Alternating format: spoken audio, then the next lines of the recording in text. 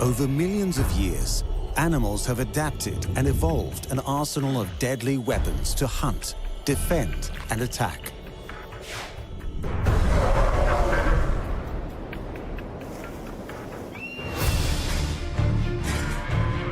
Teeth, claws, antlers, electricity, stings, camouflage, odor, and poisons are all being used to devastating effect in the animal armory. The use of venom and poison to kill enemies or capture prey has been utilized by humans ever since we witnessed animals using it in the wild.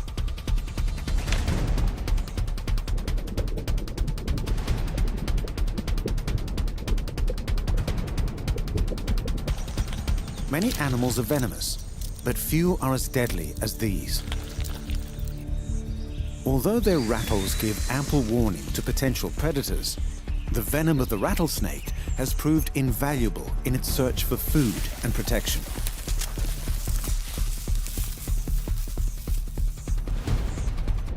The stonefish is a master of disguise, but when threatened, it shoots out deadly spines from its back, ensuring its predator a painful death.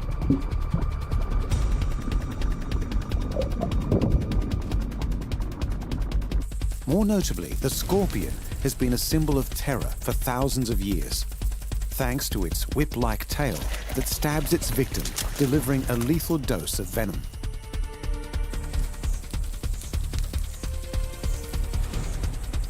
Another sea creature with an uncanny ability to camouflage itself is the blue-ringed octopus, whose bite causes paralysis and eventually death.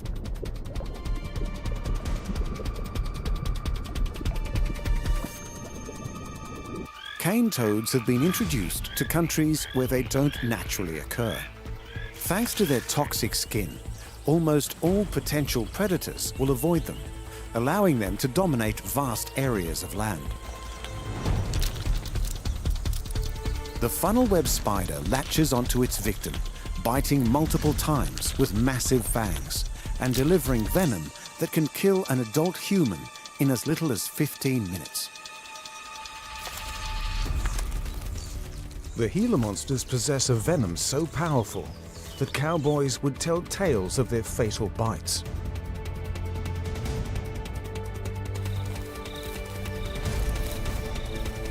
And fire ants, despite their size, possess a venom that when deployed from thousands of ants in a single colony, has the potential to kill almost any creature.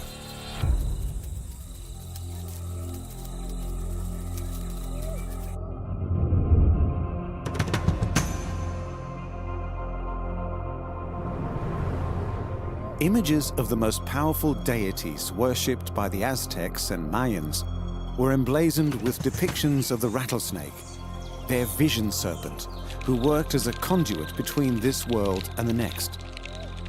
And the rattlesnake's connection with death is well deserved.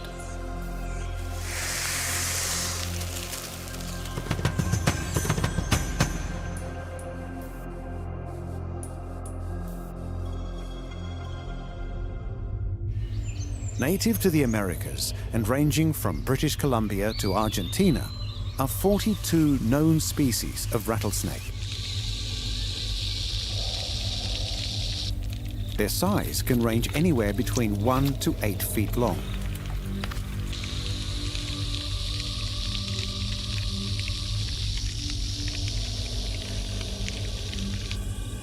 They live in a wide variety of habitats, but are mainly found near open, rocky plains, where they can bask in the sun, take cover from predators, and hunt prey.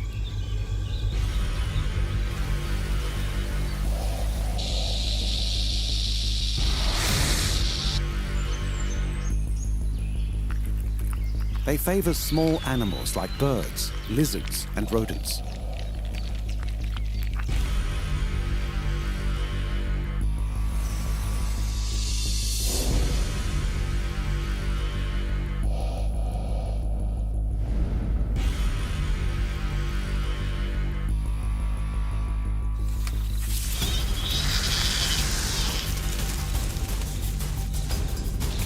Their name comes from their warning call, the loud shaking of the rattle at the end of their tail.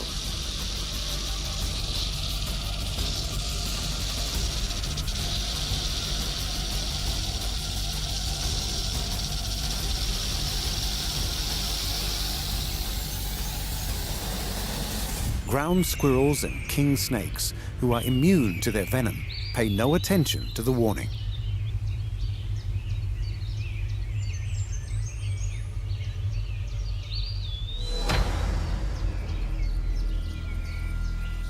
But these snakes are famous for more than just their tail. Rattlers, as they are commonly known, are the leading cause of snakebite injuries in North America. Despite this, it's rare for a rattlesnake to bite unless provoked. When hunting, they can patiently wait for their prey or actively seek them out in various holes.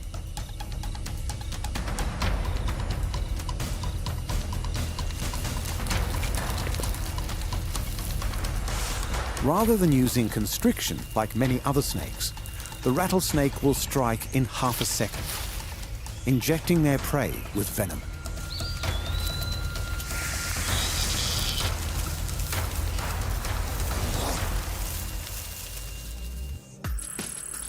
Rattlesnakes deliver their venom through fangs connected to ducts, which in turn are connected to glands on the outer edge of the upper jaw near the back of the head. When biting, muscles around the glands contract, squeezing venom into the fangs. When not in use, the fangs are folded away against the palate.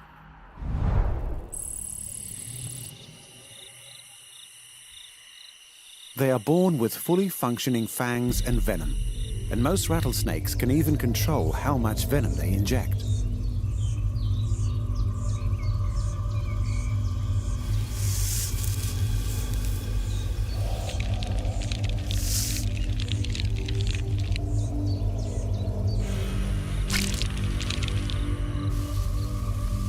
The venom destroys tissue and prevents blood from clotting.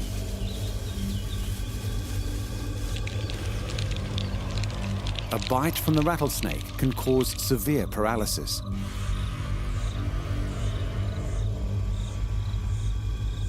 The older the snake, the more venom it possesses.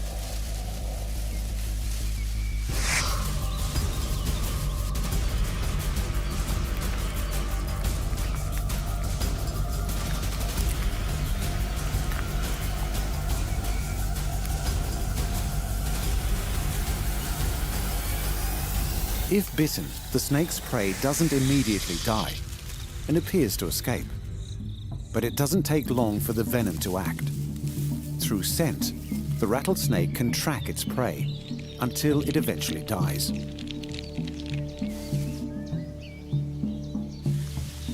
Using its tongue and prodding with its snout, the rattlesnake locates the head of its prey and consumes the creature whole.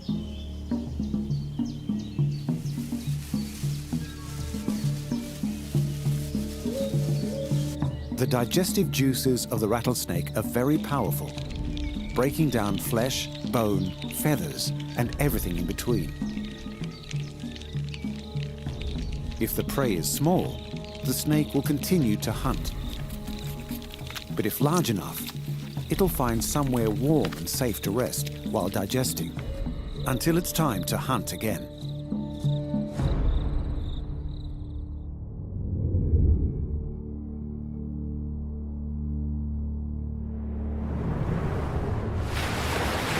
For millennia, the Australian Aborigines have told stories of the people who fell victim to the ocean's most venomous fish, the stonefish.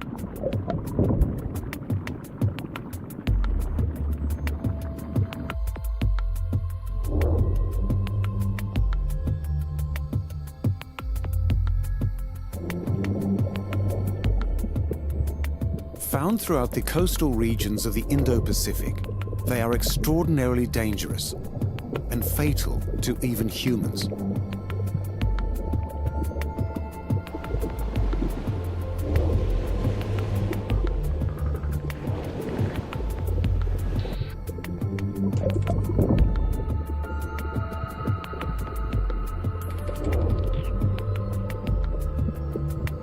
Their danger doesn't just come from their deadly venom, but their supreme camouflage.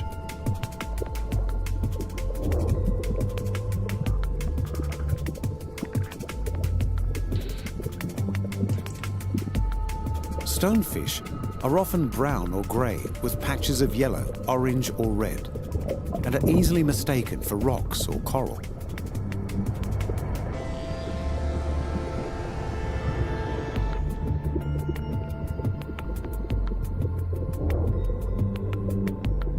On average, they grow up to 14 inches, but they have been documented to grow up to 20 inches.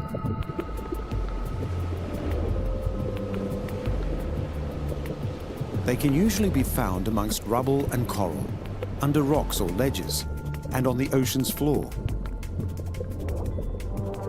while some prefer to bury themselves in the sand.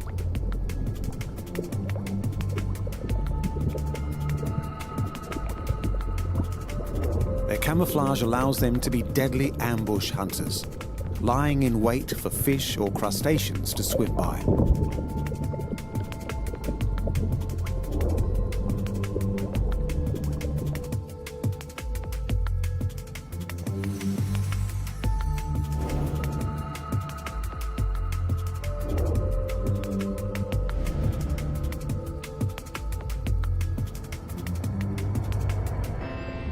Known as the world's most venomous fish, one may think the stonefish uses its venom to hunt, but this isn't true.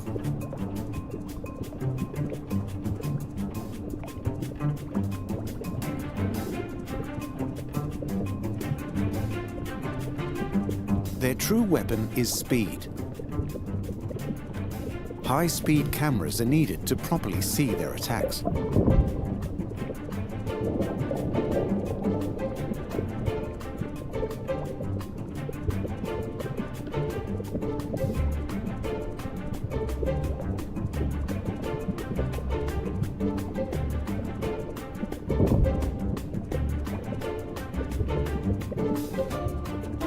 Their venom, however, is a defense mechanism.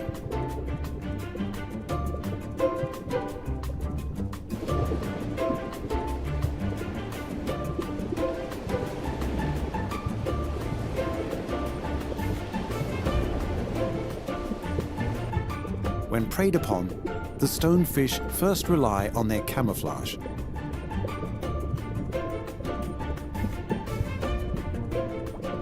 Failing that, it uses its venom.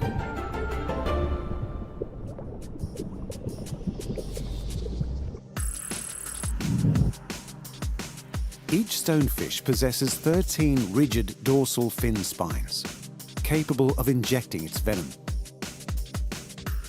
When disturbed or threatened, it will raise these spines to pierce the creatures threatening it.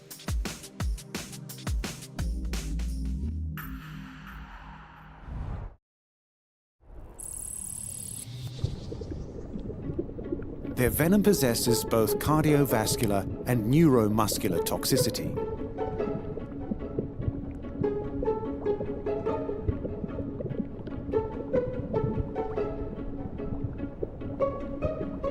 Often, the stonefish is the last meal for unsuspecting predators, or a painful reminder to people wading through the ocean.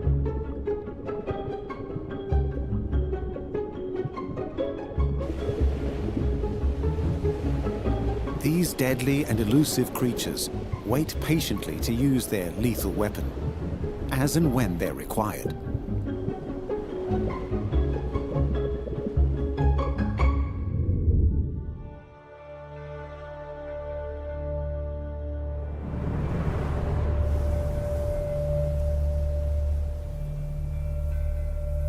Often referred to as ancient animals, scorpions have existed for over 400 million years, predating the dinosaurs.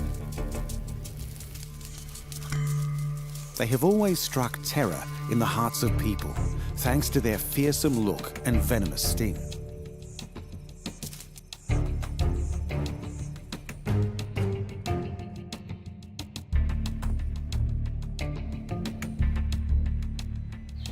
The scorpion is found all over the world, with almost 2,000 different species.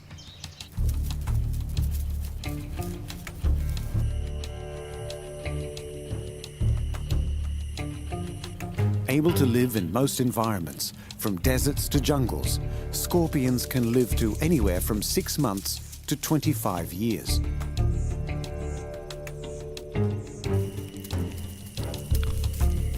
They are arachnids, most closely related to spiders and ticks, and spend their days under rocks and in crevices.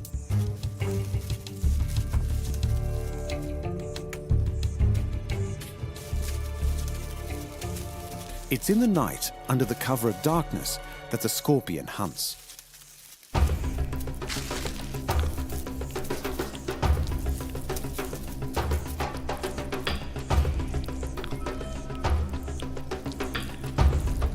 They will hunt the same territory for their entire lives, but use a variety of methods to get their food.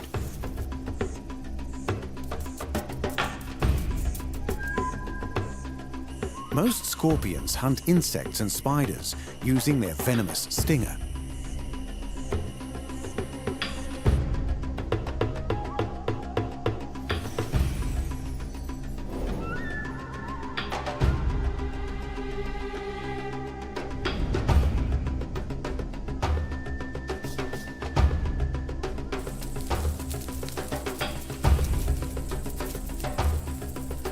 Some will wait by their burrow, claws open and stinger ready, hitting prey with a surprise attack as it passes by.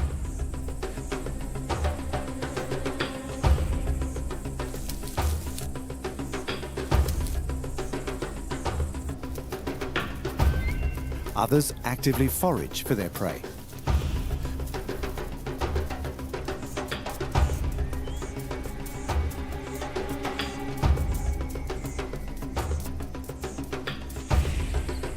Due to their poor eyesight, scorpions use brush-like sensory structures on their legs to feel their way around.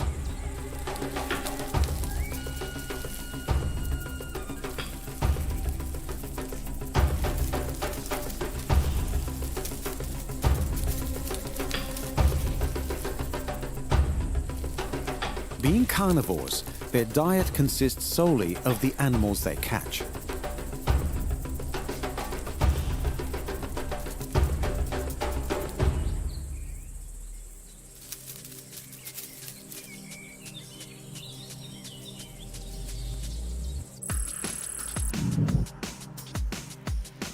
Using two large claws located at the front of their body, the scorpion grips its prey, allowing its metasoma, a tail-like structure containing the sharp stinger and venom glands, to strike the creature, injecting it with the venom and ultimately killing it.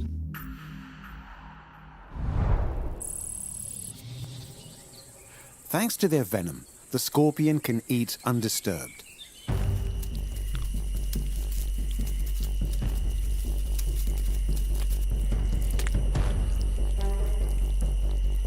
All scorpions are venomous. They have multiple toxins in their venom, each with a different effect. Only a select few of the species have a venom that is potent enough to kill a human. Scorpions have tiny mouths, only capable of sucking up liquids.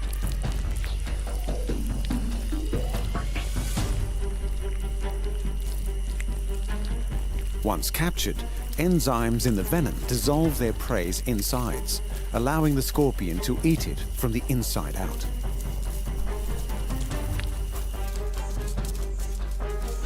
They don't eat often, only once every 2 to 3 weeks on average. Scorpion venom isn't used just to subdue prey, but also for protection. Predators like centipede, shrews, owls, bats, and coyote all prey on scorpions.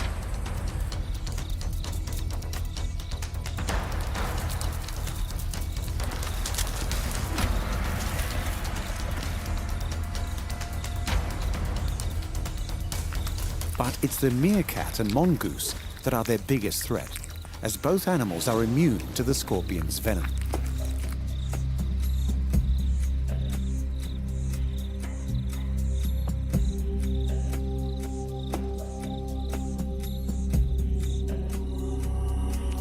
Other male scorpions are also a threat. When one finds its way into the territory of another, they may fight to the death, with the winner eating the loser.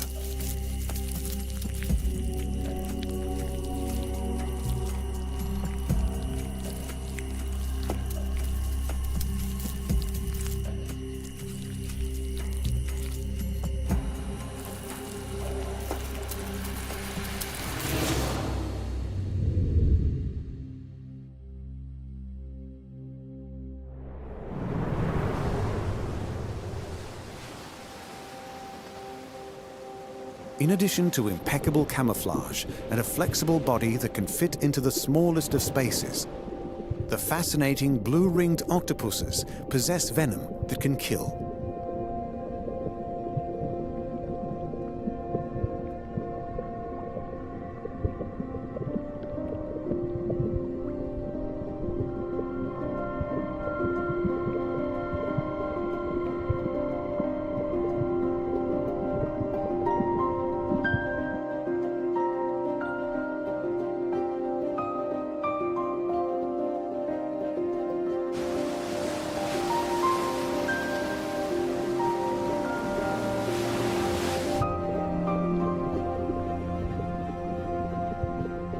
The blue-ringed octopus is one of the world's most venomous sea creatures and is commonly found off the coast of New South Wales, South Australia, and Western Australia.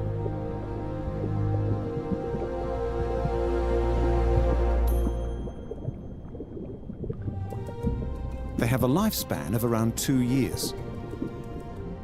At around 1 to 4 inches in size and seemingly docile, at first glance they look innocuous as they go about hunting small crabs, shrimp, and fish.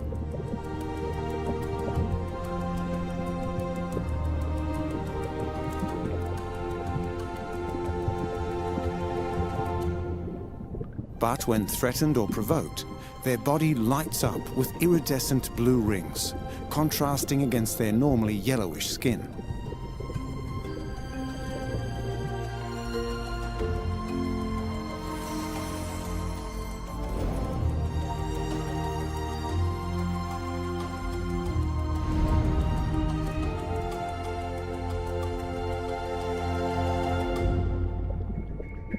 This is a warning that they are ready to attack, with a venom powerful enough to kill almost any enemy, including humans.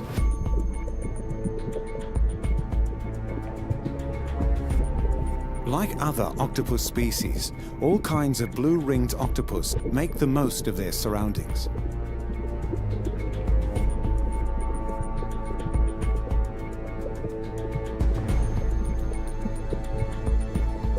They spend most of their time hiding in cracks and crevices, blending in seamlessly with their environment.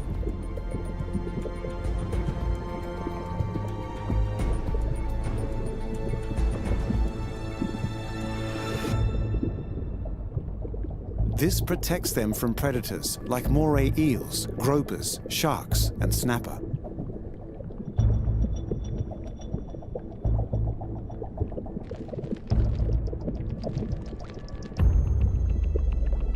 From their hidden position, the blue-ringed octopus pounces on its prey, ensnaring it in its tentacles.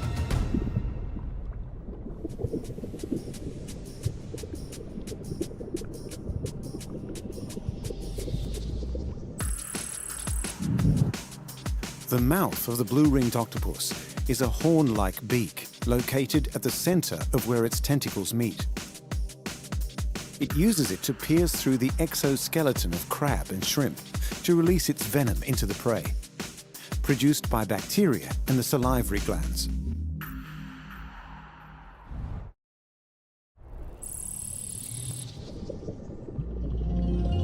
The venom contains tetrodotoxin, a powerful neurotoxin that paralyzes muscles and organs while the victim is still conscious. It isn't long before all the organs are paralyzed and the creature is effectively killed.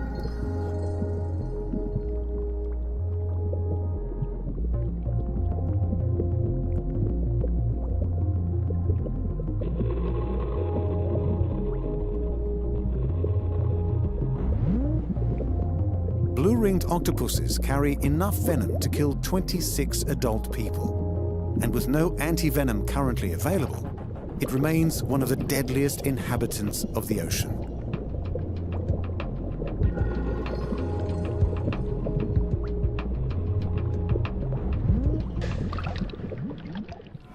So far, we have witnessed 4 animals that use venom to hunt and defend themselves.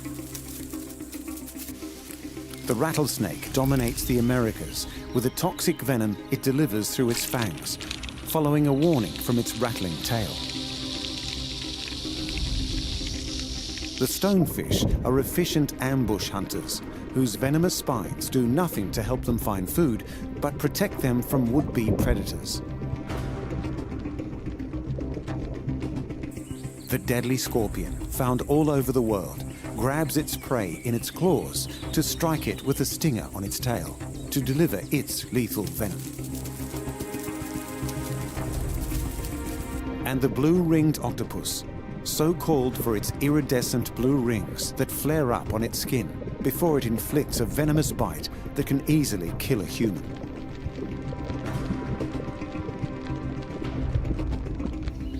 These are only a few of the animals that use venom in their armory.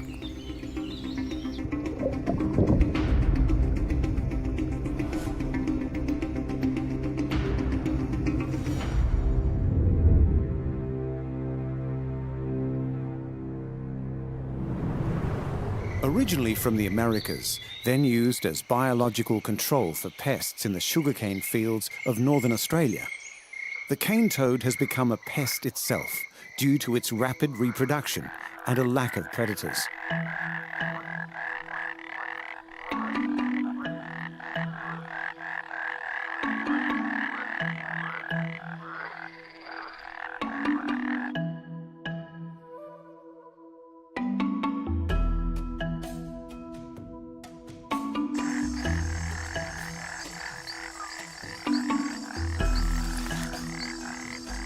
The cane toad is a large terrestrial toad native to South and Central America, but is now found throughout the oceanic region, the Caribbean and Australia.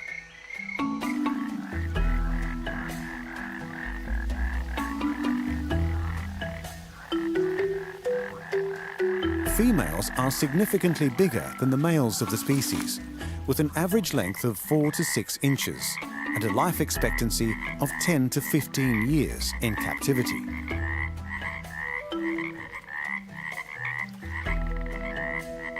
They are prolific breeders, with the females laying thousands of eggs at a time.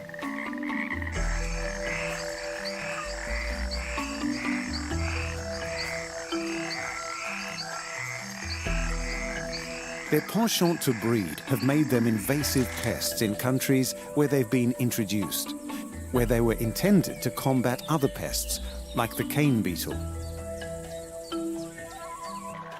But it takes more than a voracious sexual appetite for these toads to reach plague proportions.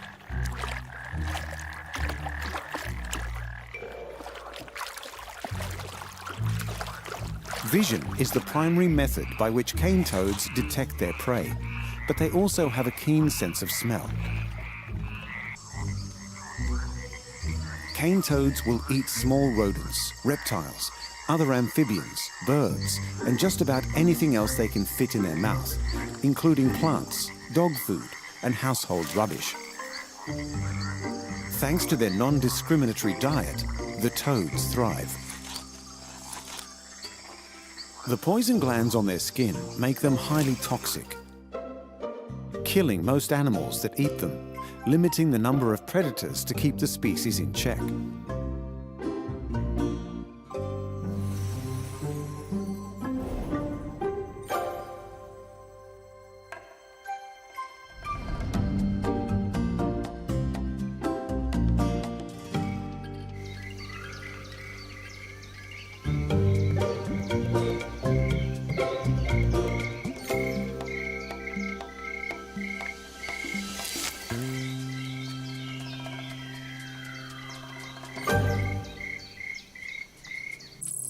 Cane toad skin is dry and warty, with ridges above the eyes that run down to the snout. They can be grey, yellowish, reddish-brown or olive in complexion, with different patterns. A large parotoid gland is situated behind each eye, with smaller ones across the back that produce the poison.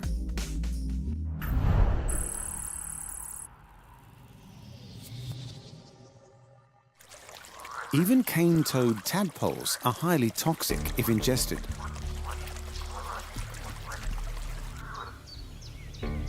Their poison is the perfect defense.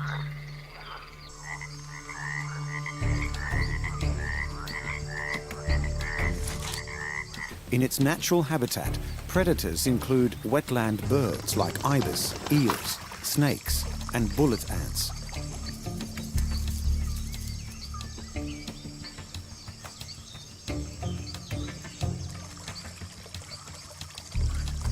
They cannot avoid being preyed upon or eaten, but they can take their attacker down with them.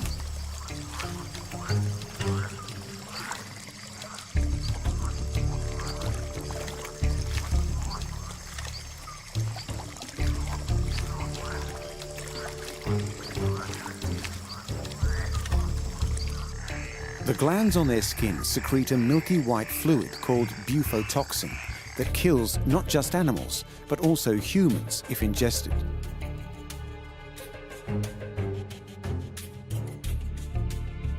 The toad's poison is so toxic, it has allowed it to dominate in a variety of landscapes, turning a solution into an even bigger problem.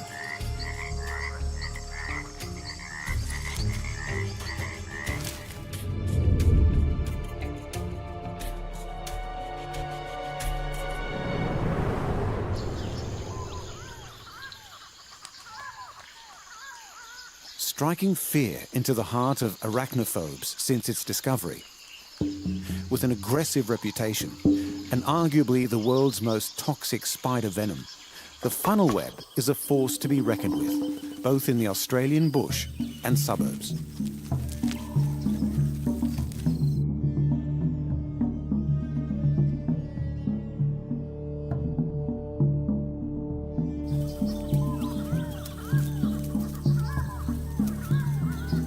Funnel web spiders are a subfamily of spiders with around 40 species that are all native to Australia.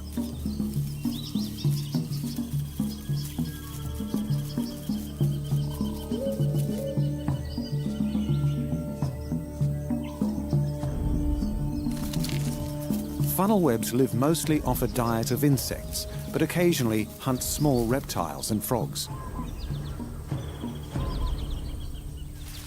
Many of these species produce venom which is lethal to humans and animals alike, the most potent of which belongs to the Sydney funnel web spider. Funnel webs range in size from ½ an inch to 2 inches in length, with a hairless carapace that covers the front of their body. They have long spinnerets off the back of the abdomen and possess large fangs that, unlike most other spiders, point down along the body, not towards each other, through which the venom is injected.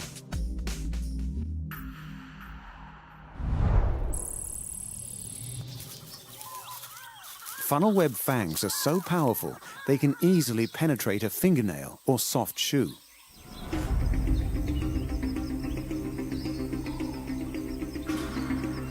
They make their burrows in moist, cool habitats, like under rocks, logs, or rough-barked trees. It's common to find them in suburban gardens containing rockeries and shrubs, but barely in the open. A funnel web's burrow contains irregular silk trip lines that protrude from the entrance.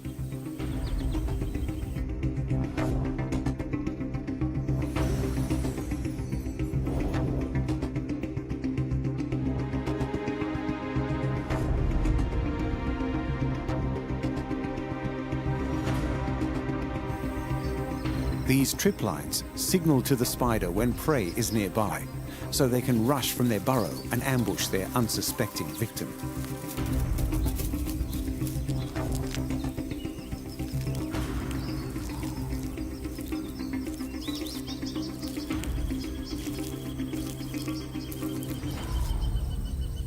females are much larger than the males, but the males have longer fangs.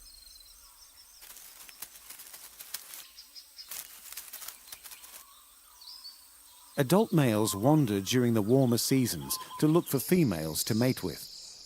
They are attracted to water, often falling into swimming pools, and they can survive underwater for several hours thanks to the air bubbles that attach themselves to their bodies.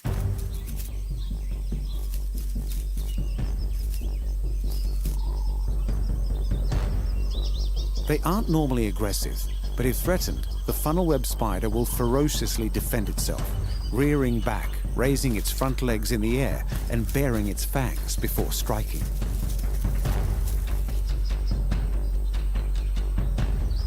Some venomous spiders don't always inject venom when they bite.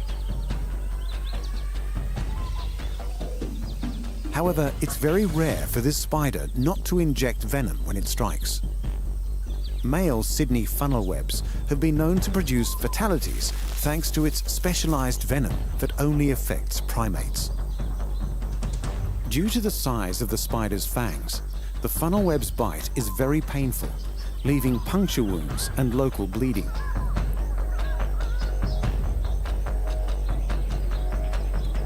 If bitten, it takes only minutes, depending on the size of the victim, before symptoms rapidly progress.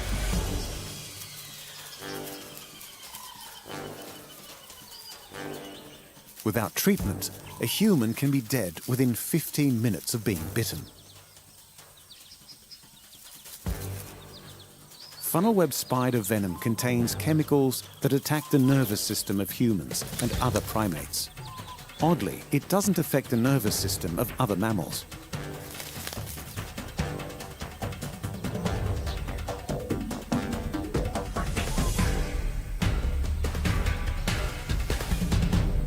An anti-venom was developed in the early 1980s, and since then, no human has died from the bite of a funnel web spider.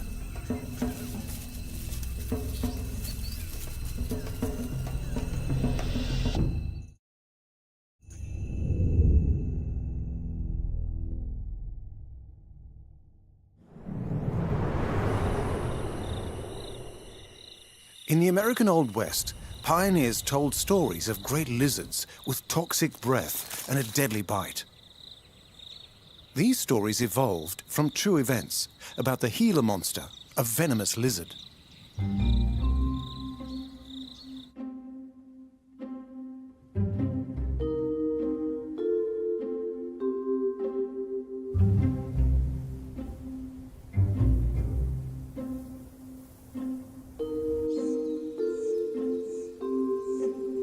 They are easily identified by their black bodies with patterns of pink, orange, or yellow.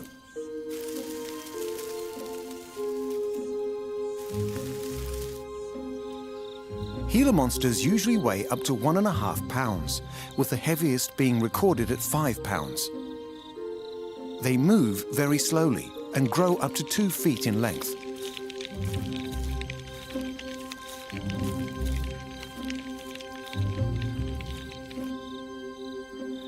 Living in scrubland, succulent desert and oak woodlands, they take shelter in burrows, thickets and under rocks.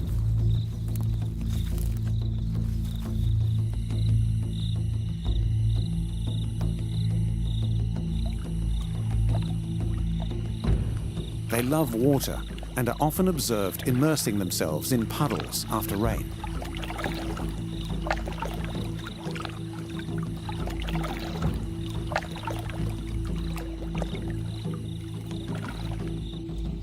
"90% of a Gila monster's life is spent underground in their burrows or in rocky shelters. Their activity above ground depends on the seasons. In spring and in early summer, they emerge in the mornings, while later in summer, they prefer the warm nights.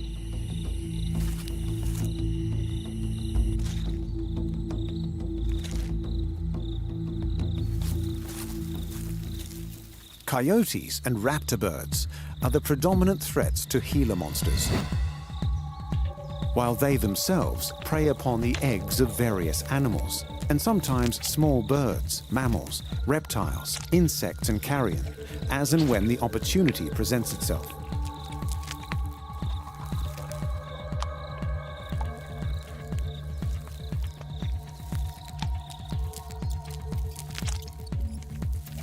Even though it hunts a wide variety of creatures, the Gila monster eats very infrequently, only 5 to 10 times a year.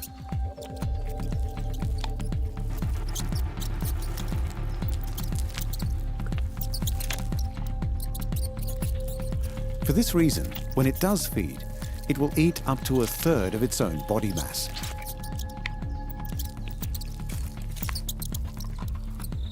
The Gila monster deploys its advanced armory. Its sense of smell is so acute that it can locate and dig up eggs buried up to 6 inches deep in the ground.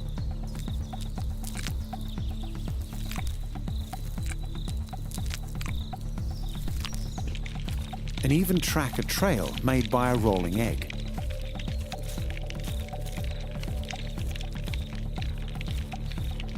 Once the prey is located and caught, it's crushed to death in its mouth, or if small enough, eaten alive.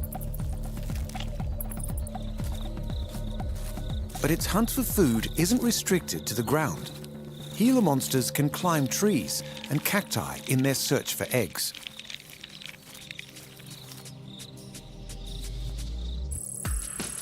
The Gila monster produces venom in saliva glands located in its lower jaw.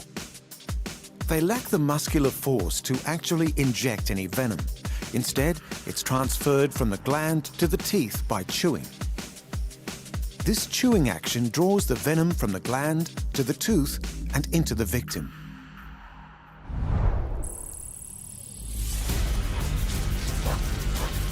The Gila monster is one of the few venomous lizards in the world.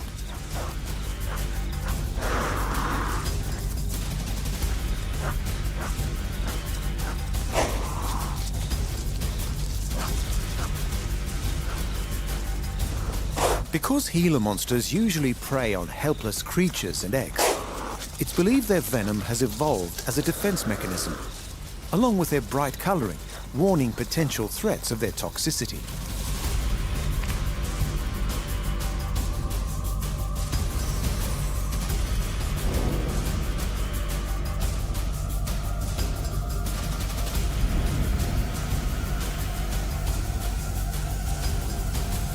The venom of the Gila monster contains neurotoxins. And even though it's as potent as that of a coral snake, the Gila monster produces only very small amounts. Though they move slowly, these lizards can bite very quickly, and once they latch on, can be very difficult to remove, causing the victim a great deal of pain. Aside from the creature's monstrous appearance, its armory makes the Gila monster a formidable foe for those who share its desert habitat.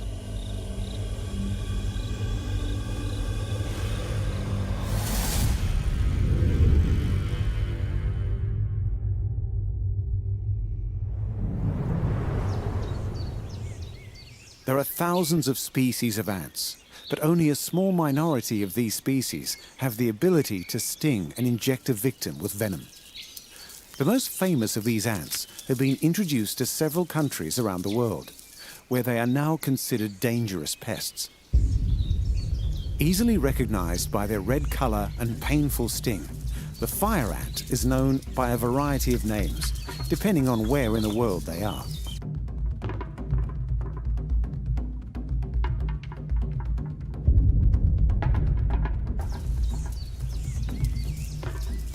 The fire ant is considered an invasive species. They are recognizable by their black, reddish bodies and their size, less than 1/4 of an inch.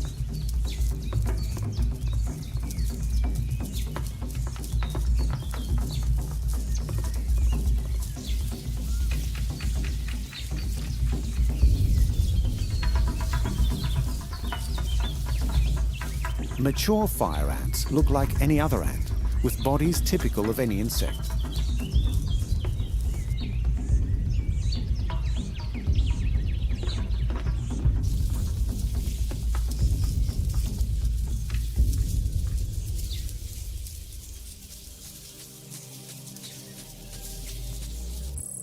This three-sectioned body includes the head, the thorax, and the abdomen, with 3 pairs of legs and a pair of antennae.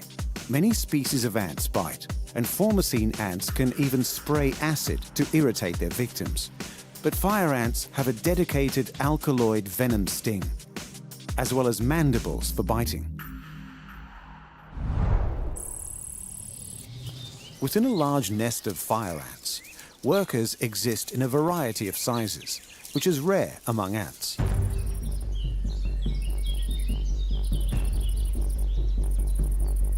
A colony produces large mounds in open areas where they feed mostly on plants and seeds.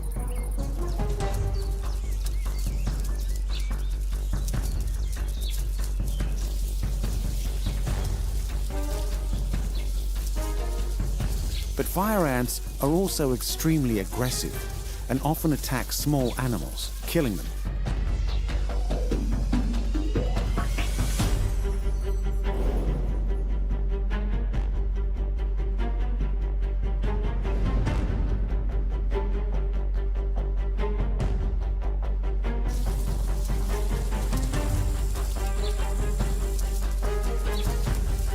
Where other ants bite and then spray their acid on the wound, fire ants only bite to grip their victim and then sting them from the abdomen to inject the venom.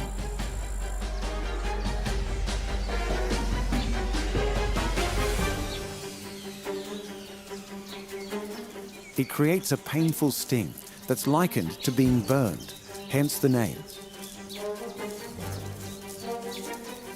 The aggression of the fire ant usually pushes native ants out of the local habitat, leaving little to no competition for food in the area.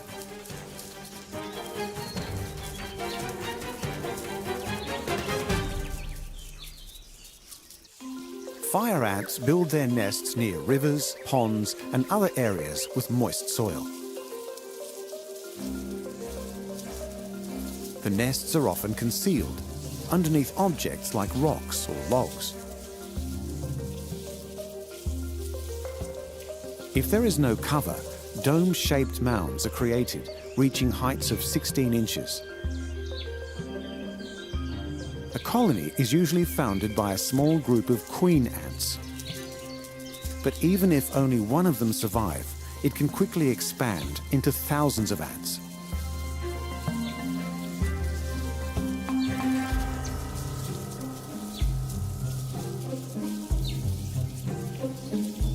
The queens, or the reproductive females in the colony, are usually the largest of the fire ants, with the sole purpose of reproducing. Males mate with the queens and die immediately after copulation.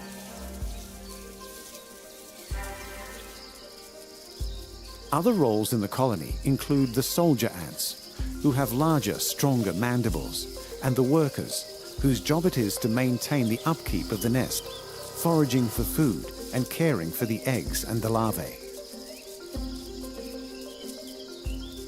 Phorid flies inject their eggs inside the fire ant's thorax. As the ant dies, the larvae will move into the ant's head and the adult fly will emerge.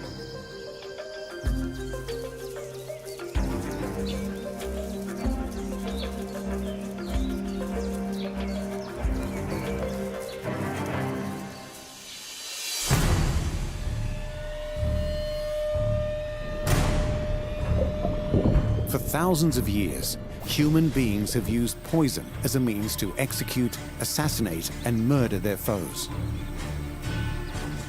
The very idea of these attacks were learned from animals in the wild, who have continued to evolve and hone their use of venom in battle. The rattlesnake, that gives warning before biting a threat and injecting them with their lethal venom. The stonefish, a master of disguise that defends itself with venomous spines. The scorpion, whose tail contains a venomous stinger it uses to both hunt prey and defend itself. The blue-ringed octopus, while small, contains enough venom to kill 26 adult humans.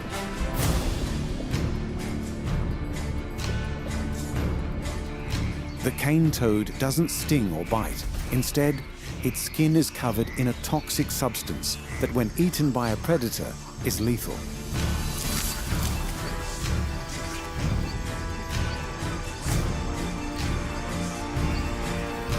The funnel web spider defends itself with aggressive attacks through multiple bites that deliver venom that can kill a man in under half an hour. The Gila monster's venomous bite was made famous through stories told by cowboys in the Old West. And fire ants completely dominate any landscape they establish a colony in, killing creatures much larger than them. Human beings have adapted to become the dominant force on the planet. But where we have evolved intellectually, animals continue to evolve physically, granting them the powerful weaponry found in the animal armory.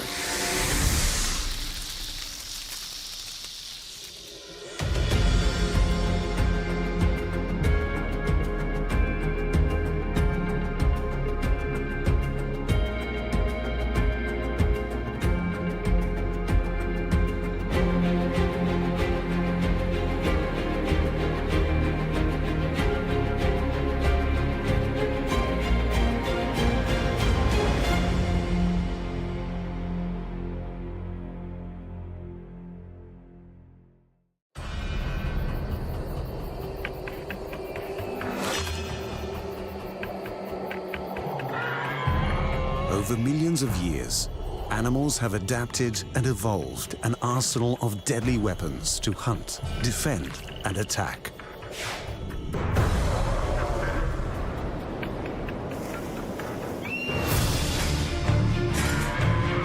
Teeth, claws, antlers, electricity, stings, camouflage, odor, and poisons are all being used to devastating effect in the animal armory.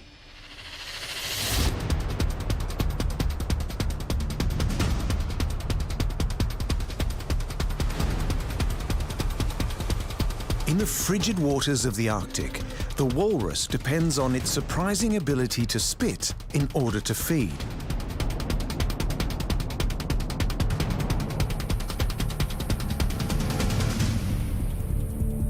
For the cobra, its venomous projections are fired with intent to blind their predators.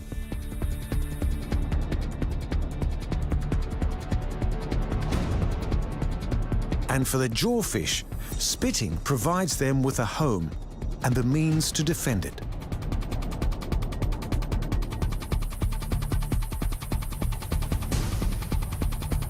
When it comes to stings, individual bees will sacrifice themselves to attack a threat to their colony.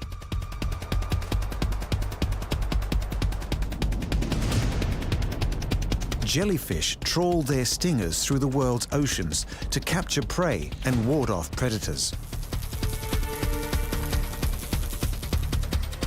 In Australia, the humble echidna is coated in a near impenetrable armor of spines.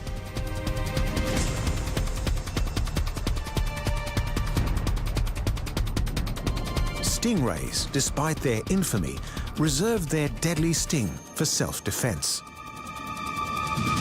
Whereas predatory centipedes deliver a paralyzing sting to immobilize their victims.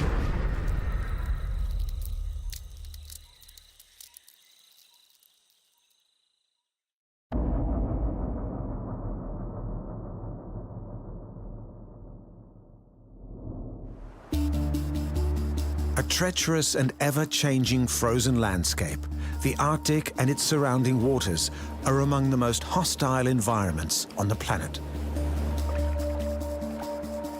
Few animals are equipped to survive in the Arctic's harsh climate, and fewer still can appear comfortable in this sub-zero world. But the rotund, easygoing walrus provides exception to the rule.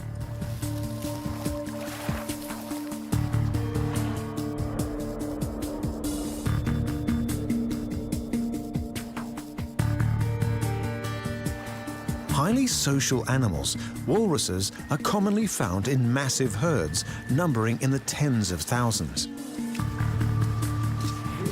between feeding and fighting, much of the walrus's time is spent lounging about in an environment where most animals would perish. Conserving energy as they rest, walruses are protected from the elements by a tough hide encasing an insulating layer of blubber up to 10 centimeters thick.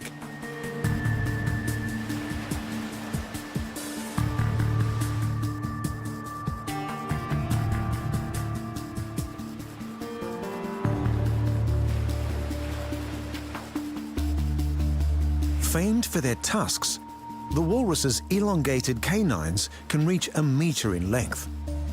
A potentially fatal instrument in self-defense, the tusks are also relied upon during the breeding season, when males engage in fierce combat to establish social dominance.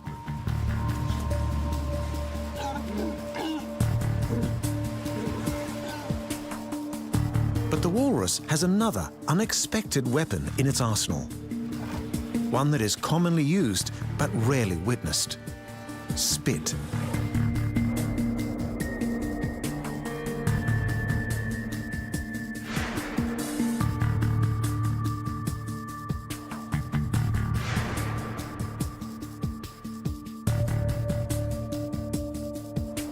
With adults weighing up to 2 tons, the walrus's tremendous bulk makes them slow and cumbersome on land. But in the water, the walrus suddenly becomes agile, and it is here that their secret weapon comes into play.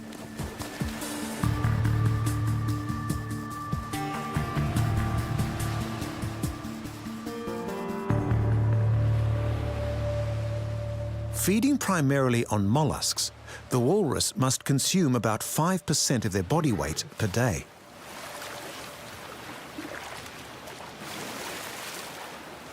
This translates to between 3,000 and 6,000 clams in a single feeding session. Fossicking in the murky depths, walruses must locate and remove their stubborn food source from the sea floor, and they rely on spit to do so.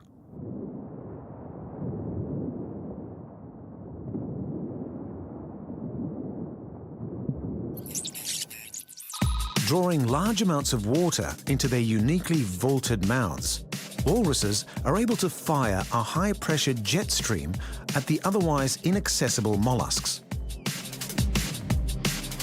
Clearing out the surrounding debris, the walrus's spit reveals and loosens their food source, allowing for easy removal and consumption. And once the soft flesh has been devoured, the walrus simply spits out the remaining shells.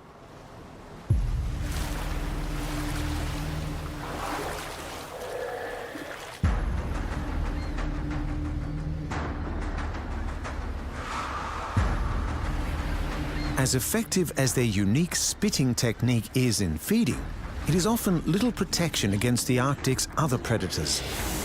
While healthy adult walruses are more than capable of defending themselves, polar bears will rush the herd on the beach, attacking any individual that is crushed or injured in the sudden exodus.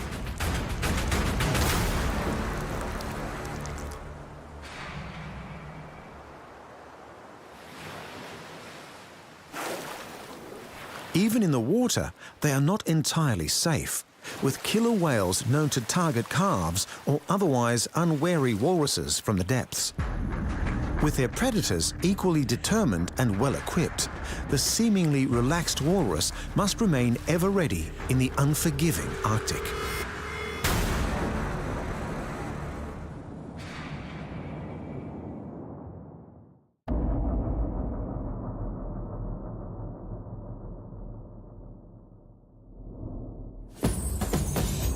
From the tropical forests and grasslands of Southeast Asia to the dry savanna and arid regions of southern Africa, the cobra strikes fear into all that cross its path.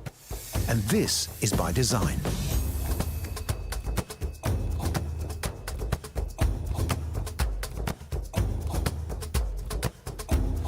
The name cobra is derived from Portuguese for hooded snake. there are over 20 species of true hooded cobras spread across 2 continents. And it is this intimidating appendage that lends this snake its fearsome reputation. But the cobra's hood hides a secret weakness in this seemingly indomitable animal.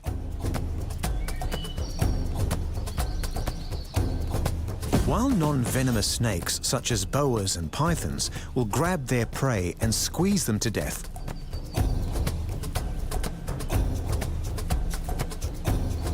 cobras rely on venom to kill. With relatively small fangs and a slender build, cobras are more vulnerable during these hunts than their bigger, more muscular counterparts.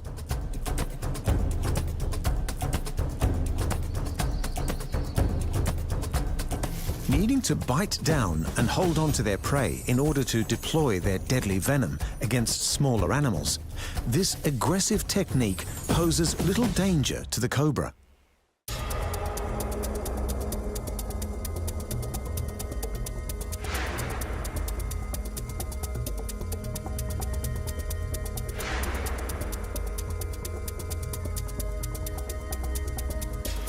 But against larger game, such as rats or even other snakes, if the cobra fails to disable their quarry immediately, they can easily be injured or killed in the ensuing struggle.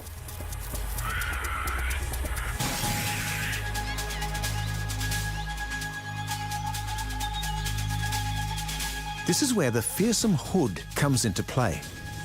Rearing up to display its characteristic flattened neck, the cobra appears bigger than it actually is, effectively bluffing its way out of dangerous situations. It is the dramatic impact of this unique display that has made the species a favorite of snake charmers.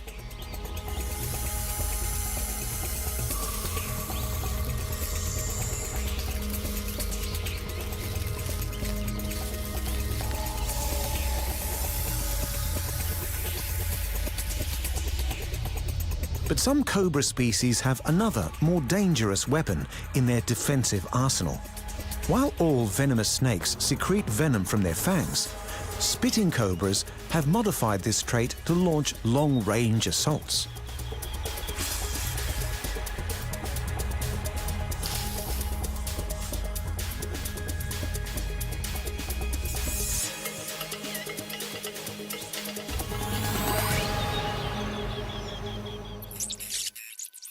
By contracting the venom glands, spitting cobras squeeze small amounts of venom at high pressure through their fangs.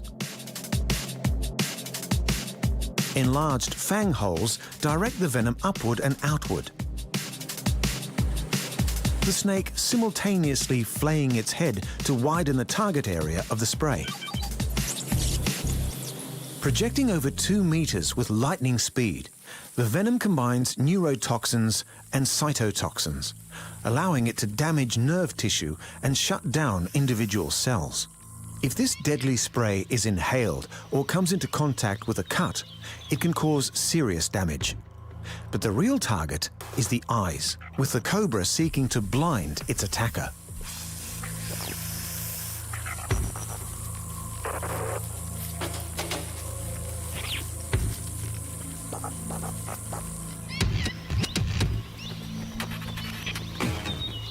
Predated upon in the wild by birds of prey, rival snakes and mongooses, for spitting cobras, this vicious defensive mechanism can be a lifesaver. So instinctive is this ability that baby snakes are able to spit immediately after hatching, and some species have been reported to spit even after death.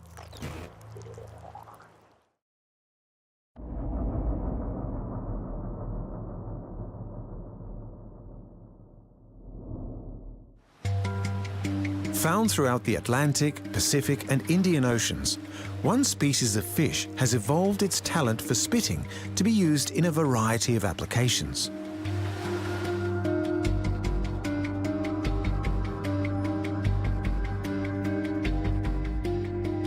Small and charismatic creatures, jawfish average just 10 centimeters in length.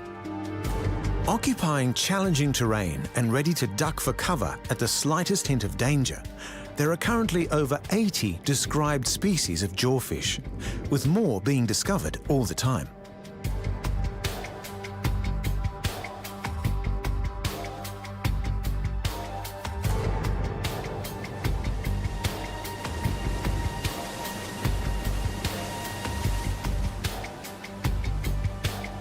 Exhibiting great variety in their appearance, they share the common attributes of enlarged heads, bulbous eyes, and cavernous mouths. The huge mouth of the jawfish is kept busy digging burrows. Spitting excavated material to one side, jawfish tunnel vertically into the sea floor in order to create cleverly engineered burrows. It is here they will spend the majority of their lives, safely ensconced from the ocean's myriad of predators.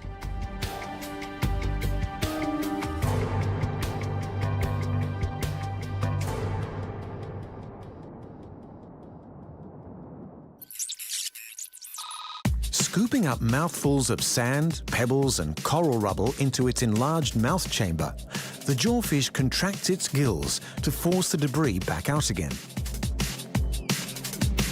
Narrowing the mouth opening creates increased pressure, allowing the jawfish to fire targeted debris at unwelcome intruders.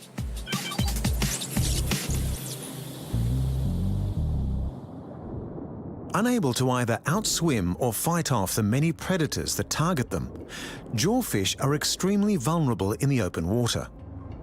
Rarely venturing far from their burrows, their remarkable mouths are their greatest asset in preparing and maintaining a ready escape route.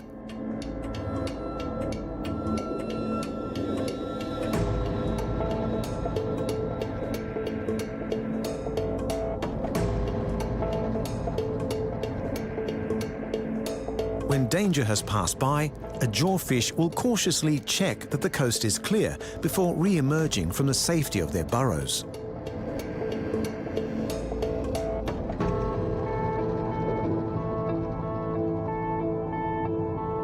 While their spitting is not an effective deterrent to predators, it can be used against fellow jawfish.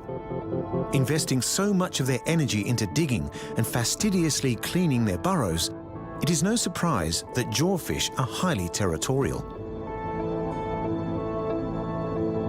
And when a rival crosses the boundary, the resident jawfish will accurately spit gravel in a sign of aggression to ward the intruder away.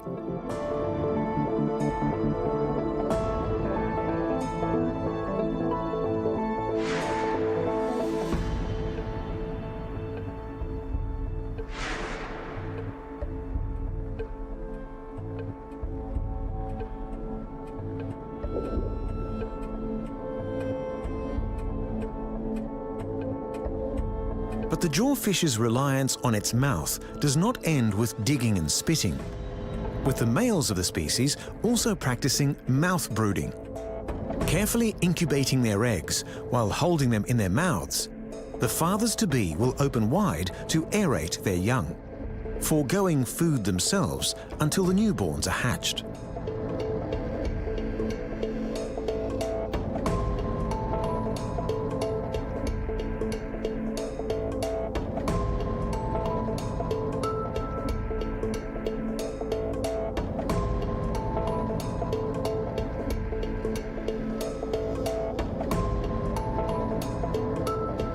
As the day draws to a close, the jawfish retires to the safety of its burrow. Covering and perfectly concealing the entrance, they may sleep safely within.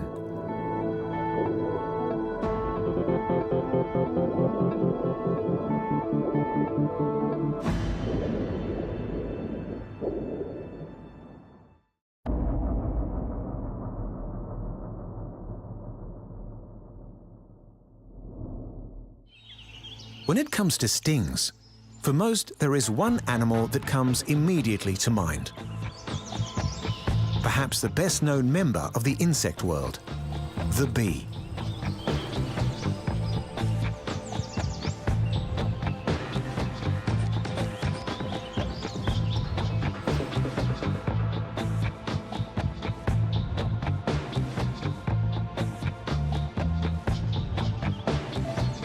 With close to 20,000 species and a distribution covering every continent except Antarctica, bees are a remarkably diverse group of insects.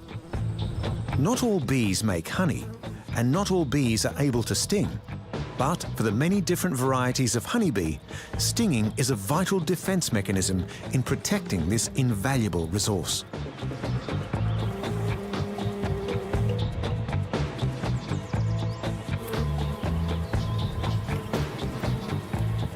As pollinating insects, bees are dependent on flowering plants for their survival, and vice versa.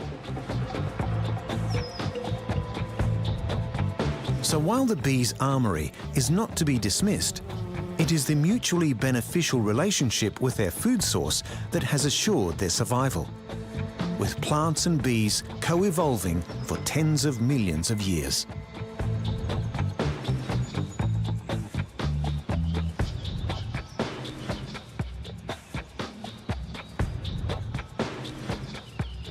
With the bees traveling from flower to flower, they transmit pollen from one plant to another, allowing the plants to make seeds and reproduce. For the bees' part, the pollen they collect is stored in their hives, where it becomes honey to feed the colony. And it is in defending this hive where the bee's sting is most useful.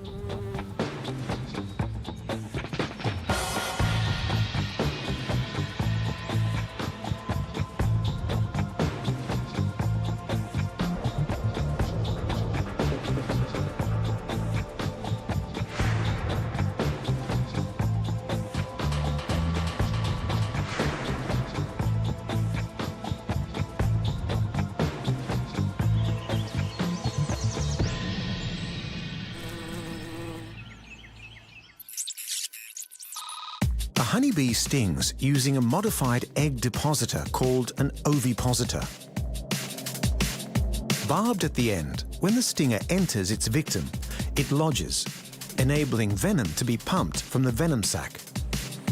This process triggers the release of alarm pheromones from the bee, drawing other bees to join the fight.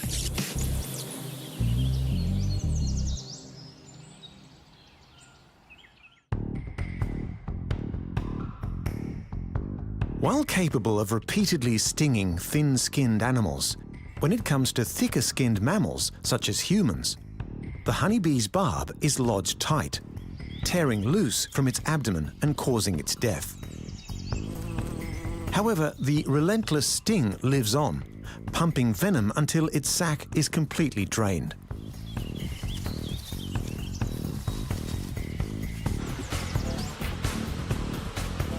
For bees, their sting is often a last resort, with their astonishing abilities in the air generally able to get them out of trouble. While it is a common misconception that bee flight defies the laws of physics, their aerial mastery is certainly uncanny. Flapping their wings approximately 230 times per second, bees are capable of attaining speed, height, precise maneuverability, and carrying relatively heavy loads.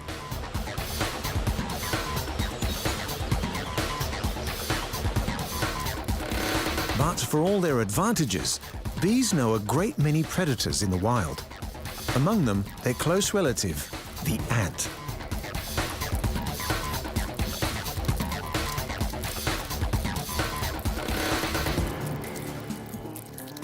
Seizing individual bees while foraging or raiding hives for the energy-rich honey stored inside, ants pose a constant threat to many species of bee.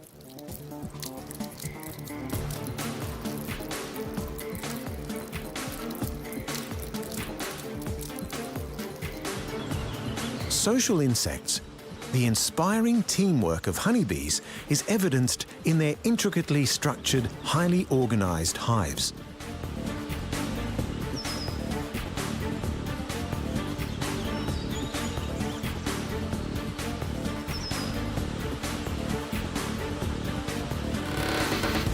With clear division of labor, shared care for the young, and complex communication networks, a healthy beehive is a perfect picture of harmonious living.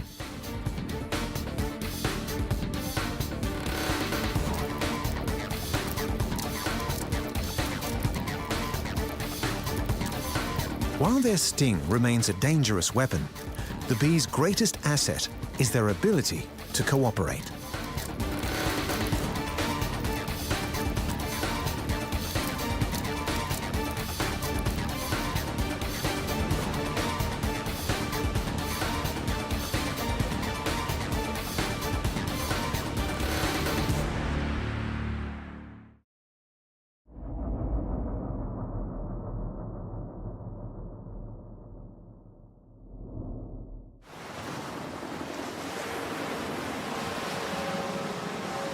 Throughout almost the entirety of the world's vast ocean network, one of the most successful carnivores is also one of the most unassuming: the jellyfish.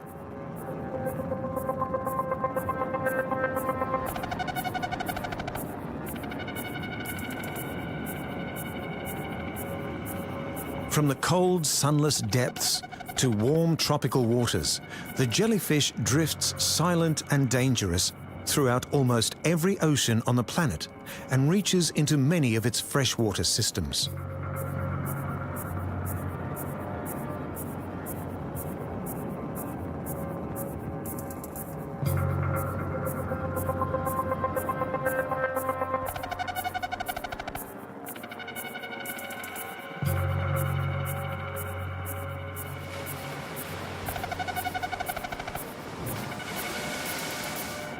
With over 200 species, jellyfish are made up of a gelatinous or jelly-like body which can pulsate to propel them through the water, trailing an array of tentacles behind. It is these tentacles that, in many species, provide both a potent form of self-defense and a powerful attack.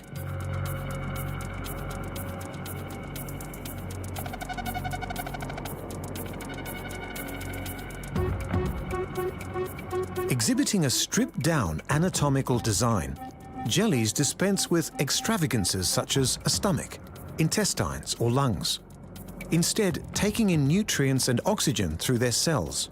And with the most basic nervous system of any multicellular animal, the jellyfish is built to simply kill, eat, and make more jellyfish, tasks it has proven highly successful at over millennia.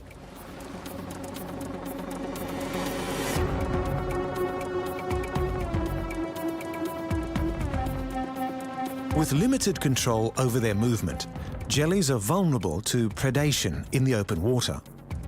However, the brutal stings of their tentacles afford great protection. And aside from sharks, sea turtles, and a handful of fish species, the most common jellyfish predator is other jellyfish.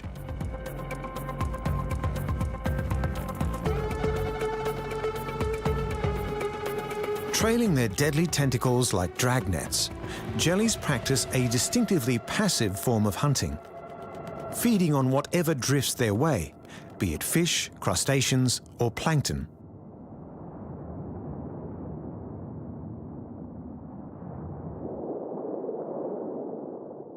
Each jellyfish tentacle is packed with thousands of microscopic stinging threads called nematocysts. Triggered by touch, even lightly brushing against a jellyfish's tentacle builds pressure inside the nematocysts, causing them to uncoil. Millions of nematocysts fire into their victim, delivering paralyzing neurotoxic venom in less time than it takes to blink.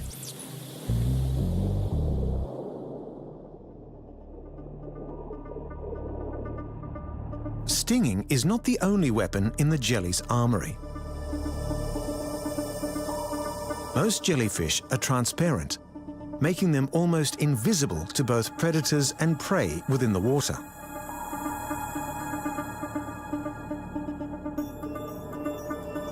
But some species of jelly opt for the opposite tactic, employing bioluminescence to stand out, particularly in the dark ocean depths.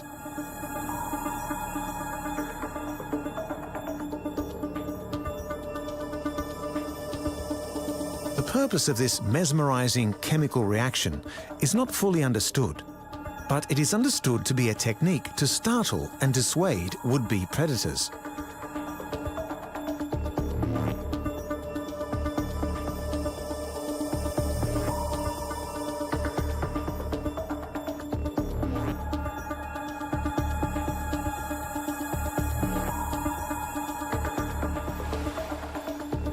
Pacific man-o-war is not technically a jellyfish, but employs the same hunting tactic with a unique modification.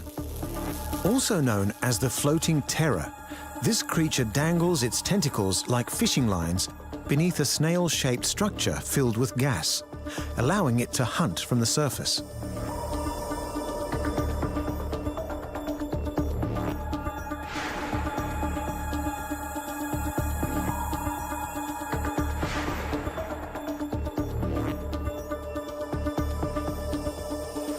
An incredibly effective technique, it does place the man-o-war at the mercy of the winds, which can see them swept ashore in their thousands.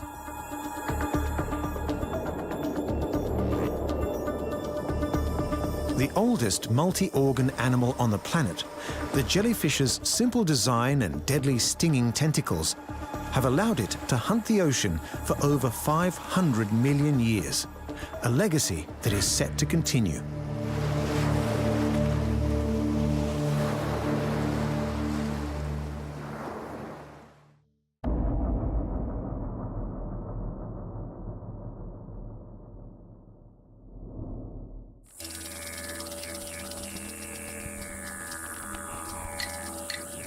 Seeming to combine the anatomy of several different animals into one, the echidna sports a blanket of porcupine-like spines that serve as its greatest defense asset.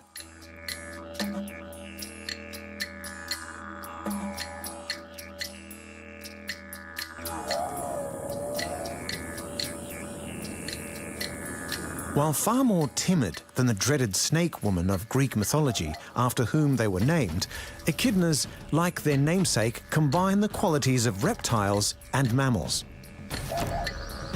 Despite their superficial resemblance to anteaters and hedgehogs, echidnas are only one of two surviving members of the unique order of monotremes, or egg-laying mammals.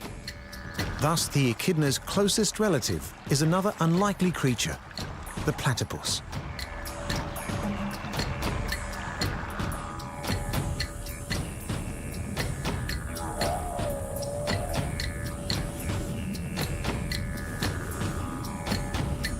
Found only in Australia and New Guinea, echidnas descend from an ancient aquatic ancestor and appear to have borrowed from a number of different animals as they evolved for life on the land. Sporting the elongated snout of an anteater, while female echidnas do lay eggs like reptiles, they also make use of a pouch similar to that of a kangaroo.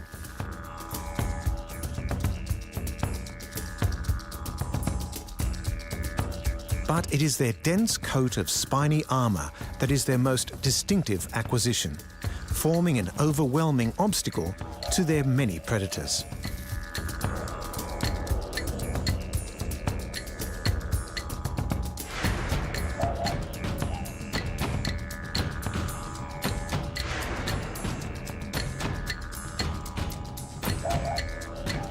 Targeted by snakes, monitor lizards, dingoes, and more, the echidna's spikes are designed to wound or even blind anything that attempts to bite them.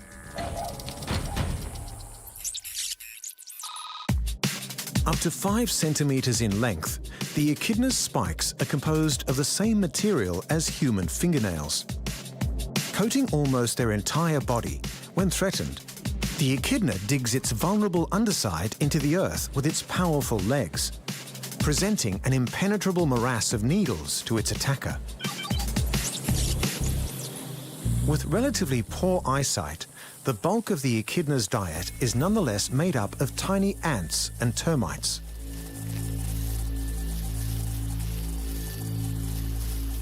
Hunting with their highly sensitive snouts, not only are echidnas equipped with an excellent sense of smell, they also boast an array of electro-sensors.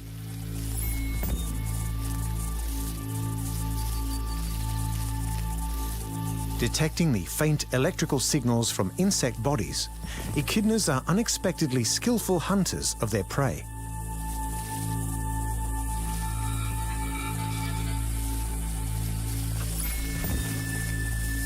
While their short legs account for their distinctive waddling gait, echidnas are strong-limbed animals, and employ their enlarged claws to dig out their food with tireless efficiency.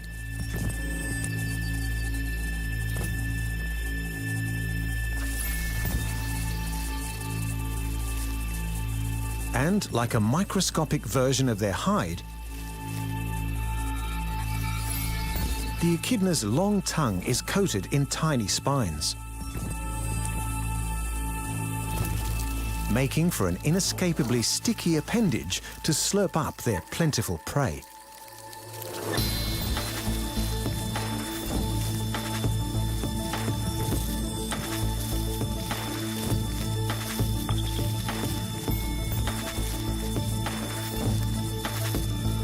Thanks in large part to their hardened hide, echidnas are able to live slow and long.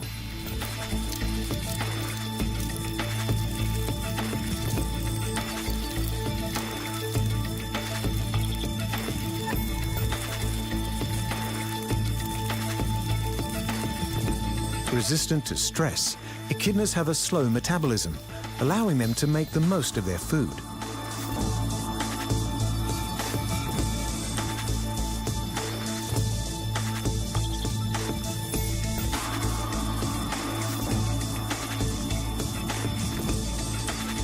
And with an average temperature of 32 degrees, echidnas have the lowest body temperature of any mammal.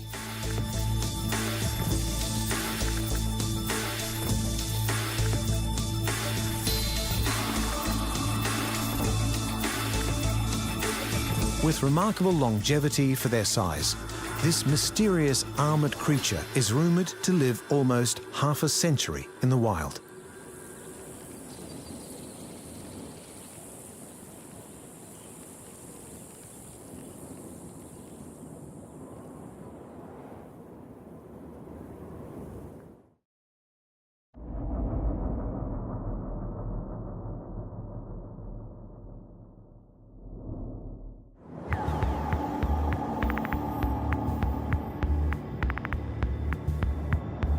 Serene and graceful as they glide through the water, when threatened, the stingray packs a lethal punch.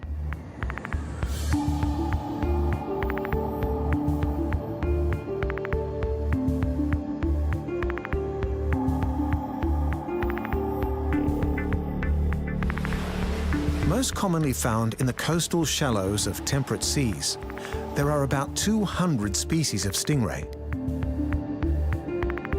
A relative of the shark, stingrays exhibit a very different temperament.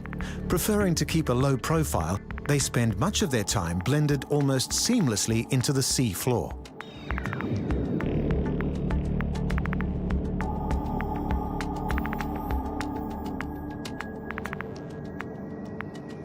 But despite their tranquil nature, stingrays have become infamous for their potent weapon that trails behind them.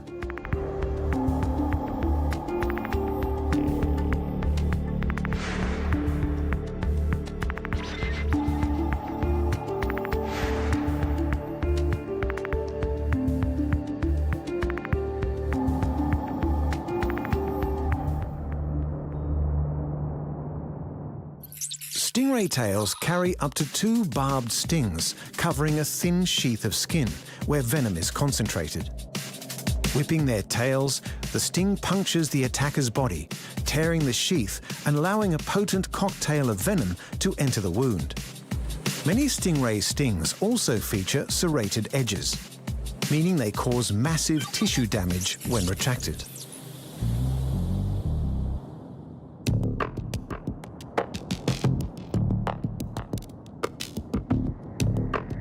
With its venom remaining potent even after death, the stingray's sting is the stuff of legends, once believed capable of dissolving stone.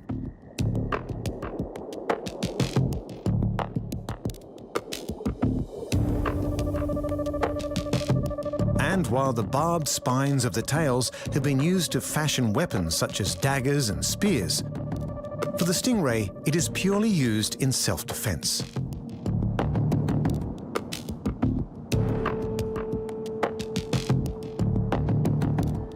Predated upon by sharks, seals, and large fish, The stingray is more than capable of warding off or indeed killing any would-be attackers.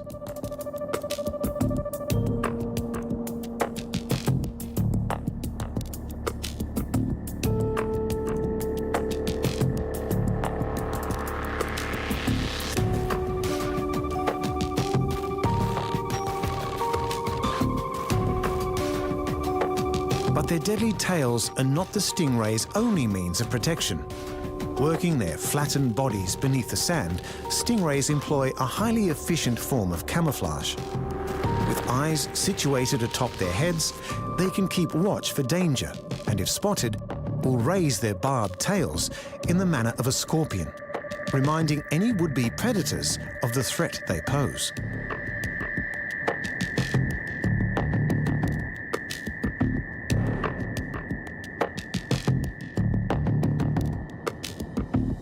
With skeletons made of cartilage rather than bone, the stingray is able to propel itself through the water by the distinctive wave-like undulations of its body.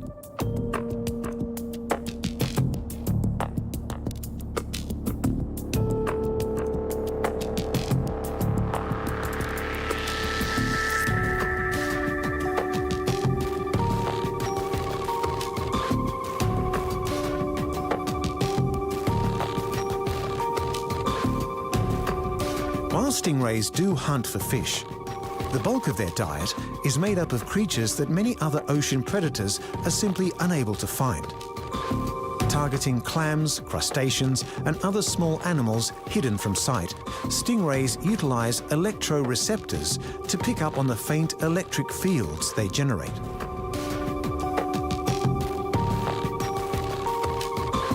Using this sixth sense, stingrays scour the sea floor like flying metal detectors, digging out their hidden quarry and crushing through protective shells with their powerful mouthparts.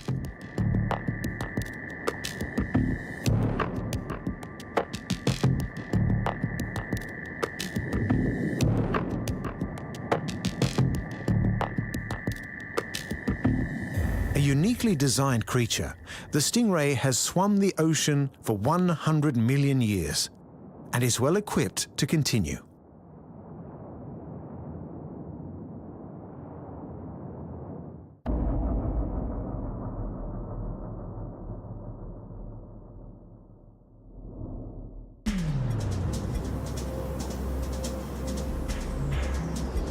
The true embodiment of a creepy crawly, the centipede is armed with a unique pair of poisonous stingers to paralyze its prey.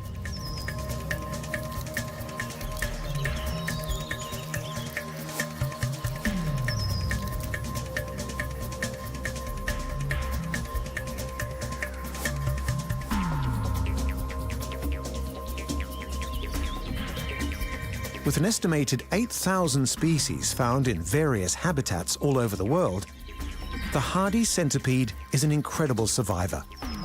But vulnerable to dehydration, it is in the moist jungle environment where centipedes are at their most abundant and most intimidating.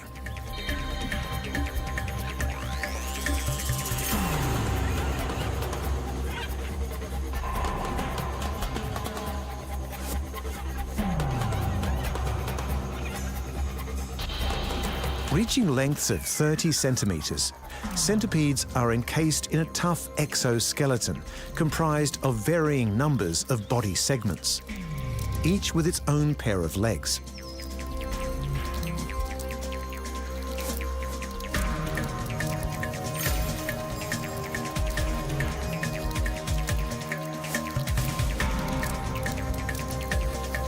With leg numbers ranging from 30 to over 350, despite their name, no centipede has exactly 100 legs.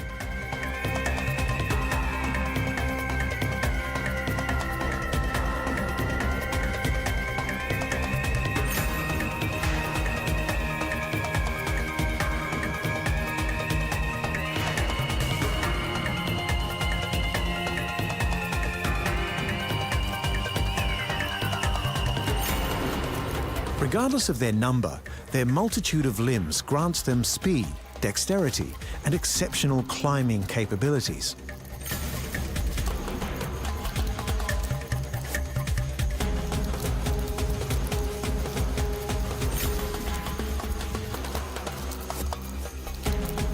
Despite having poor eyesight, centipedes are highly successful predators, seeking out their prey with their finely attuned antennae.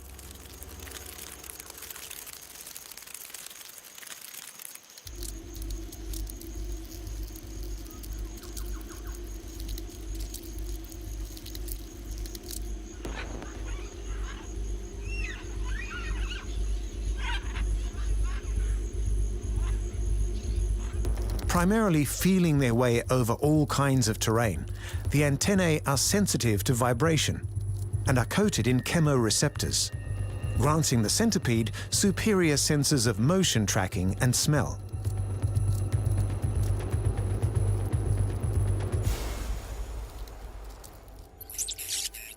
Known as poison claws, the centipede's head is equipped with a unique set of modified fangs called forcipules.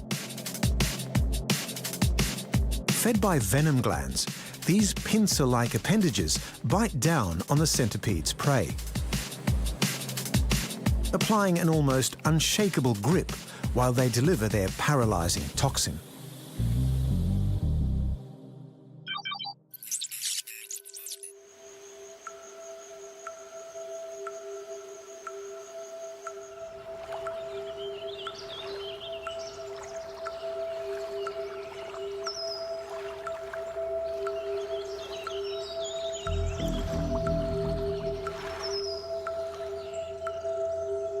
Existing on an almost exclusively carnivorous diet, once the centipede's prey is immobilized by its venom, they are able to consume it.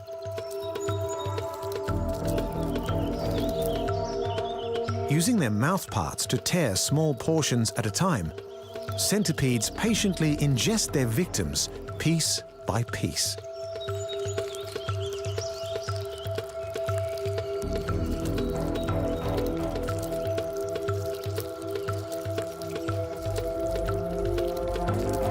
Generalist predators, centipedes will take on almost anything within their size range, meaning the bigger the centipede, the bigger their quarry.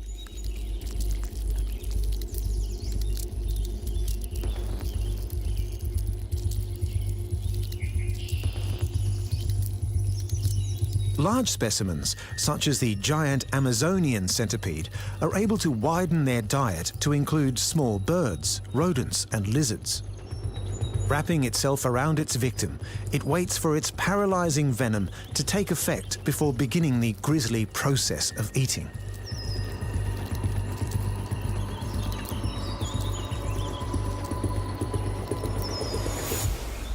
Although the centipede is among the world's largest land-based invertebrate predators, it is not immune from becoming prey itself.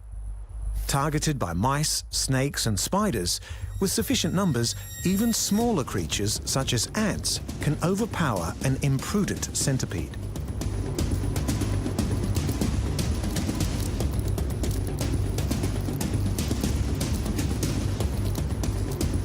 Should the centipede find itself in the grip of a predator, it has an emergency escape mechanism, able to break off and sacrifice a few legs to make its getaway.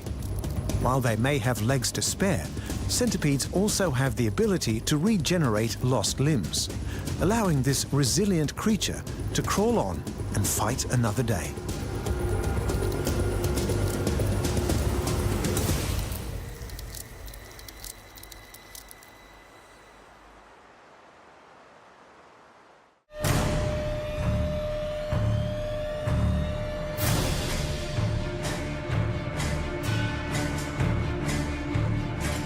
Spitting high-pressure jets of water at mollusks grants the walrus access to its most valued food source.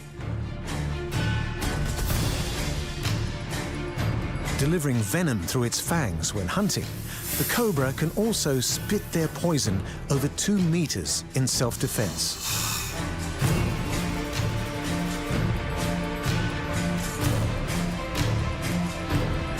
Spitting is vital to the survival of jawfish, allowing them to create and protect their burrow fortresses.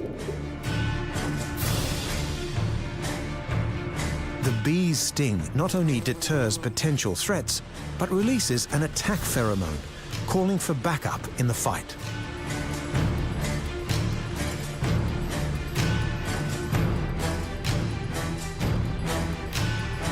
jellyfish's tentacles do not discriminate, automatically delivering their venom to anything they come in contact with.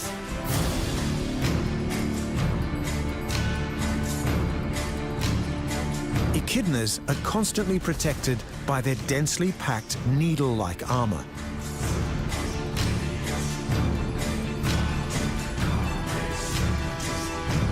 The power of the stingray's barbed tail and the potency of the venom is the stuff of legends. And the carnivorous centipede is granted access to a wide range of prey thanks to its paralyzing sting.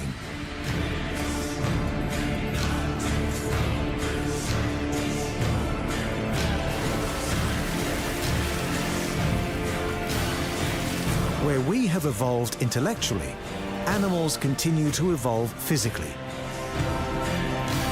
granting them the powerful weaponry found in the animal armory.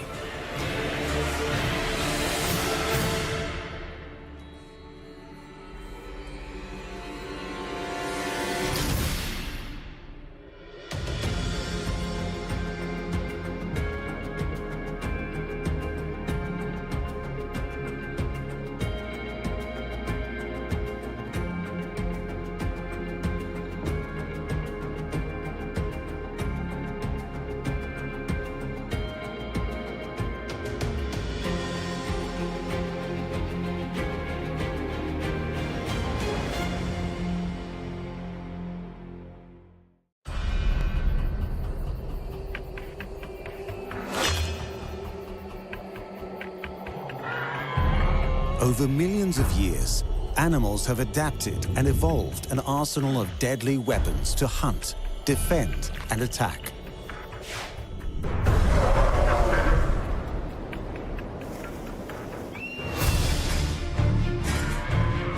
Teeth, claws, antlers, electricity, stings, camouflage, odor, and poisons are all being used to devastating effect in the animal armory. Whether used in isolation or in combination, ejection and odor are potent instruments for luring and capturing prey. But that is just the beginning. In the animal armory, these remarkable abilities empower animals to use more diverse strategies, providing defense, deterrence, escape, and attraction. Throughout the ocean, cuttlefish evade their enemies by disappearing behind an ejection of ink. So repulsive is the skunk's odor that would-be predators have learned to avoid them almost altogether. Across the wide plains of the African savanna, the notorious hyena relies on odor to maintain cohesive packs. To survive in the inhospitable Arctic tundra, muskox employ their distinctive scent to mark trails and compete for mates. Tasmanian devils are well known for their foul odor, but are now understood to utilize smell in a more surprising way. Male koalas depend on their scent glands as a first line of defense, warding off rivals from climbing into their territory. Both ejection and odor are used to devastating effect by the innovative and predatory bolus spider.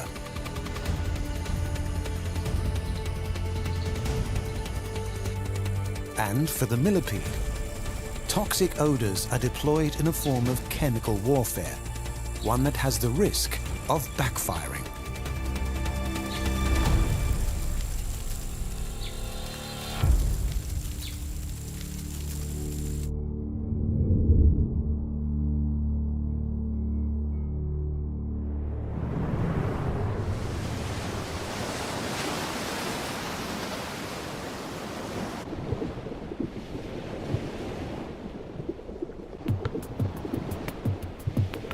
Among the most intelligent invertebrates on the planet, for the cuttlefish, even its ink ejections contain layers of complexity.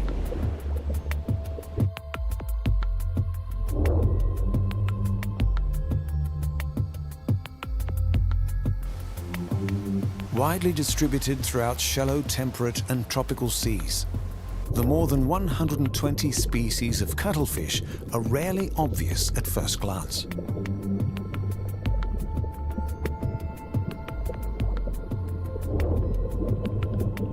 But when they reveal themselves, they are seen to be creatures of remarkable diversity and even more remarkable abilities.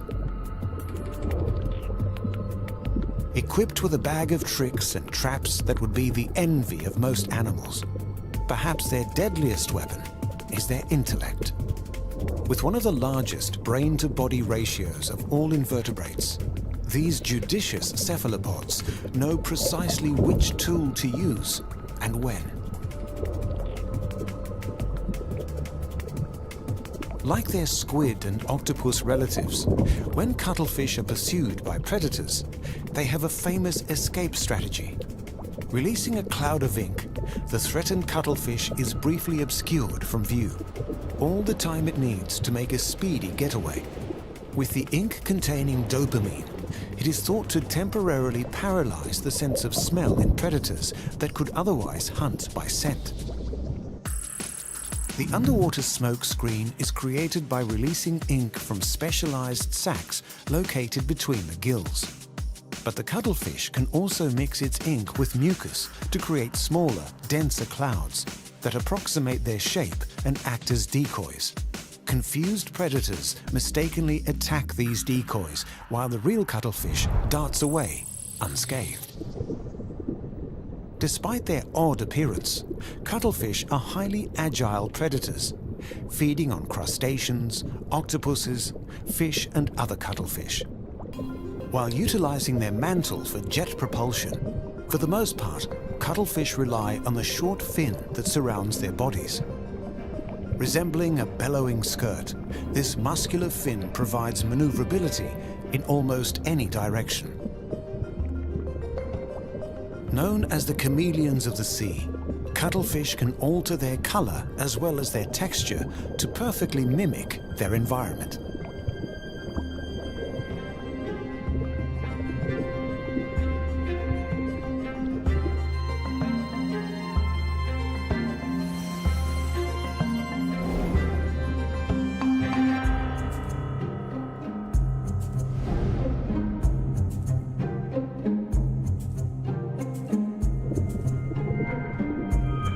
So versatile is the cuttlefish skin that it can make flamboyant displays to scare off potential predators, or flash moving patterns to effectively mesmerize their prey.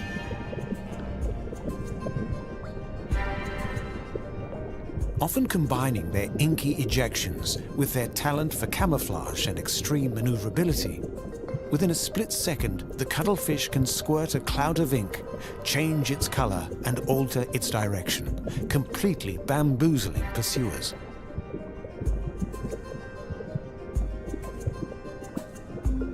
Well equipped to escape being preyed upon, cuttlefish also possess the tools to make aggressive predators. Opening their 8 arms and shooting out a pair of long, grabbing tentacles, they latch onto their victims with powerful sucker pads before pulling them into their beaks and paralyzing them with venom. The cuttlefish's unique cuttlebone is not actually a bone, but a porous internal shell. Providing an energy-efficient method for controlling their buoyancy, cuttlefish can adjust the levels of gas and water in the chambers of this shell in order to set their position in the water column.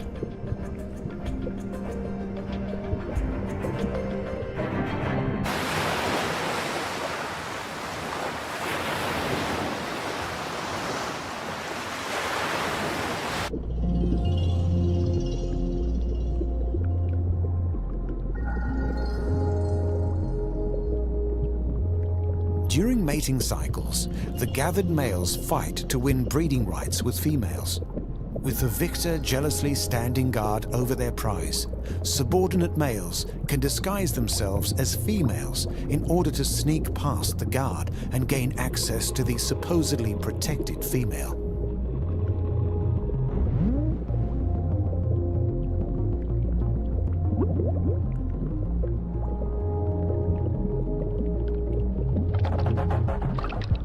Research indicates that cuttlefish eyes are fully developed prior to birth, enabling baby cuttlefish to observe their surroundings while still in the egg.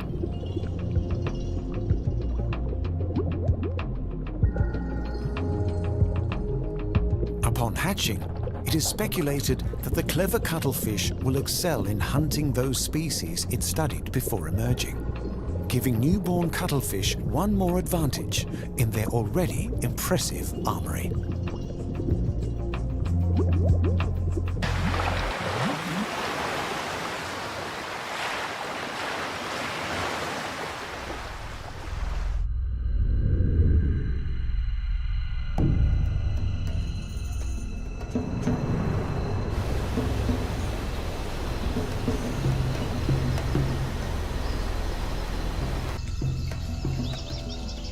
When it comes to ejections and odors, there is one animal whose reputation precedes them: the skunk.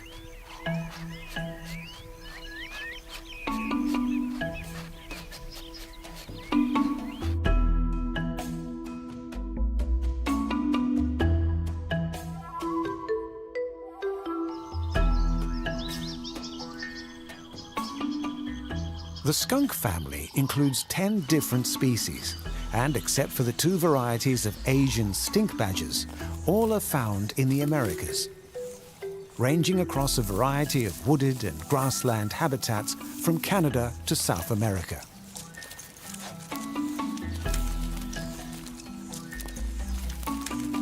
With each species displaying its own variation of patterns, most skunks feature a bold and distinctive black and white coloration.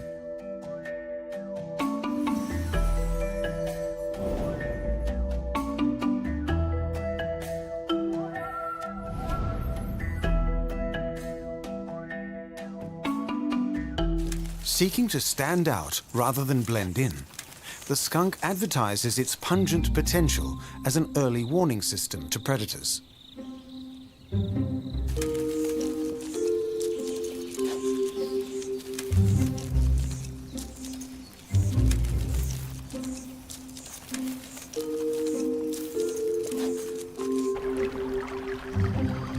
Following the changes in season across their wide range, skunks exhibit an equally wide diet. As omnivores, they consume both plant and animal matter and are able to adapt to feed on whatever is available.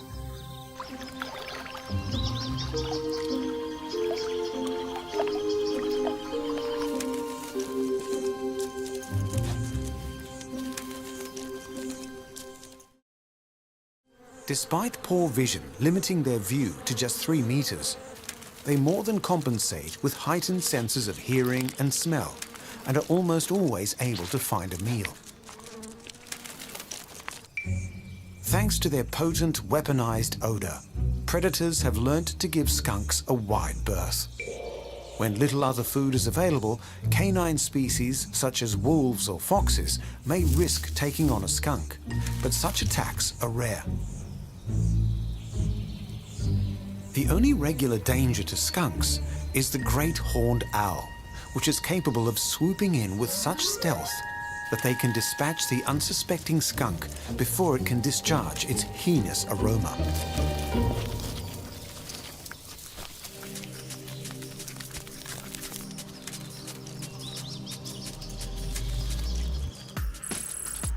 With a pair of highly developed scent glands on either side of their anus, skunks produce an oily liquid made up of chemicals known as thiols. Turning away from their threat, muscles around the skunk's scent glands contract to project their nauseating thiol spray with great accuracy to a range of 3 meters. The stinking mist of the skunk's scent bomb is so foul that even the relatively insensitive human nose can detect it from over a kilometer away. And because thiols are a volatile chemical compound, they decompose slowly, lingering on any surface they touch for days. Defying attempts at removal, this chemical mixture is so powerful that it can cause skin irritation and even temporary blindness. Carrying enough of the rank liquid for approximately 5 doses, it can take 10 days to produce another supply, leaving the skunk defenseless in the meantime. In an effort to ward aggressors away, skunks will engage in elaborate threat displays, giving their victim every chance to back down before firing their spray as a last resort. Mothers are more trigger-happy with their spray. With male skunks playing no role in parenting, it is down to the females to protect their young. Firing at the slightest sign of danger, mother skunks are fierce guardians, ensuring the next generation can grow to carry on the potent legacy of their species.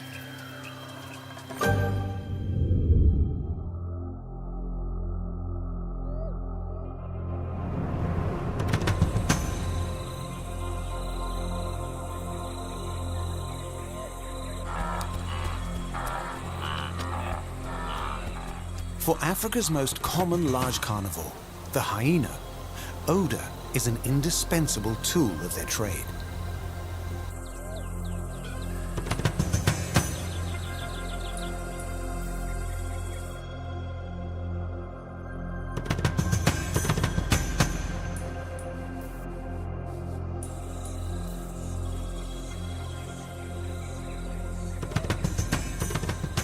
Ranging across continental Africa, there are 4 distinctive species of hyena, the largest and most prominent of which is the spotted hyena.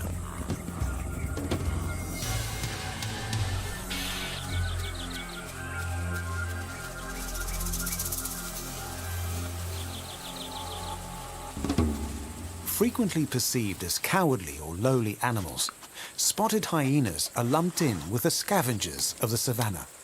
And while they are not shy about opportunistically feeding on carrion, spotted hyenas are actually highly skilled hunters, obtaining the vast majority of their meat from their own kills.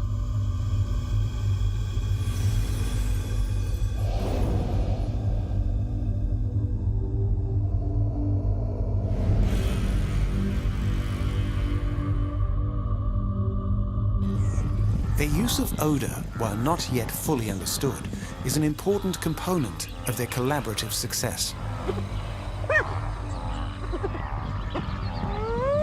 Also known as the laughing hyena for their eerie vocalizations, spotted hyenas are not only the most social of the hyenid family, but the most social of all carnivores.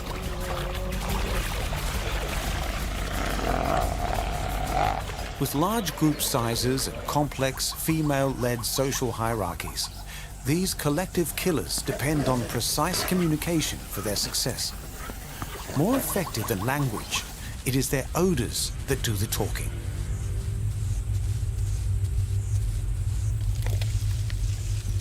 Instead of urination, hyenas deposit a strong-smelling paste-like secretion on grass stalks throughout their range. Beyond simply marking territorial boundaries, individual hyenas use these deposits to communicate key information, including their sex, family group, and reproductive status.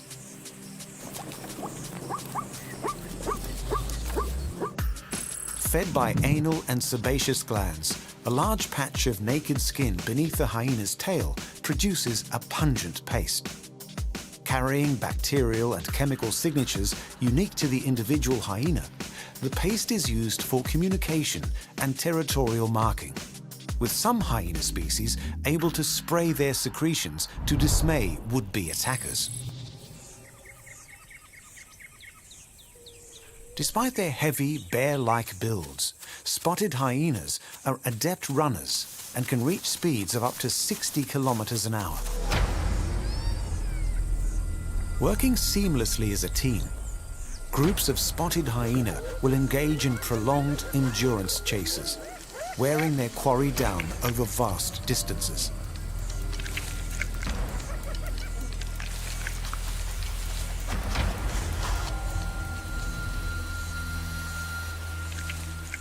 Renowned for their strong bite, hyenas attack with their teeth rather than their paws, and together can devour an entire kill, bones and all, in under half an hour. Capable of planning ahead, spotted hyenas may also elect to store food for later consumption.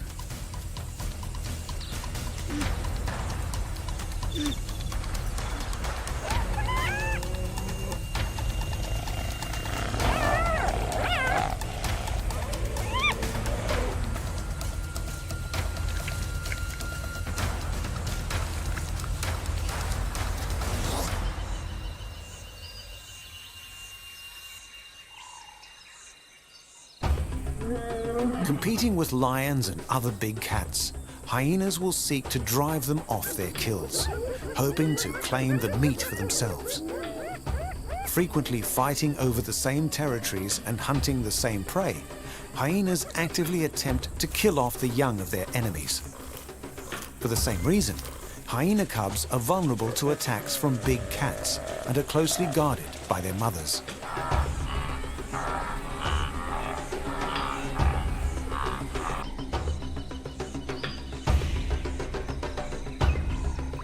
Primarily nocturnal creatures, hyenas are most active at night, where their attuned eyesight is aided by their superior sense of smell.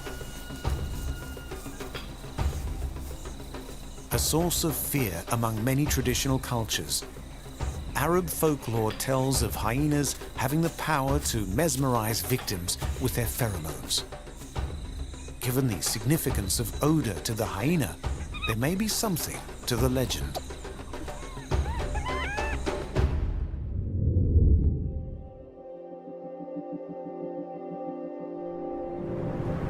The Arctic, a harsh, unforgiving landscape characterized by its cool, fleeting summers and notorious for its seamlessly endless frozen winters. Here, it takes grit and resourcefulness to survive. Attributes the imposing muskox has in spades. And as their name suggests, odor is a significant factor in their subsistence.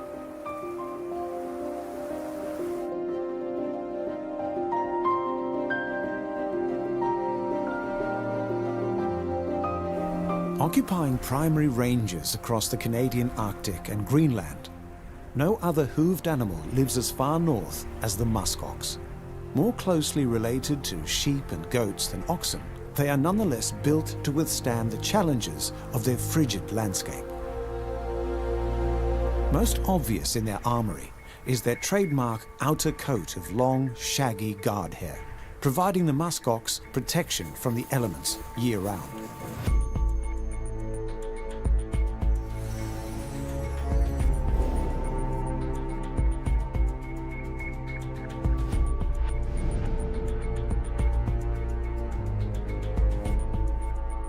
A shorter undercoat is grown seasonally for added insulation during winter, while still tipping the scales at around 300 kilograms. So dense is the musk ox's coat that it conceals a somewhat slender build underneath.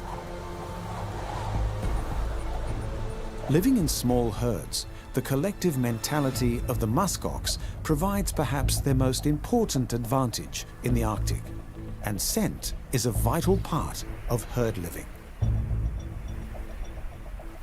Using pre-orbital glands around their eyes, musk ox leave odor markers along their trails, allowing herd members to locate one another when visual contact is lost.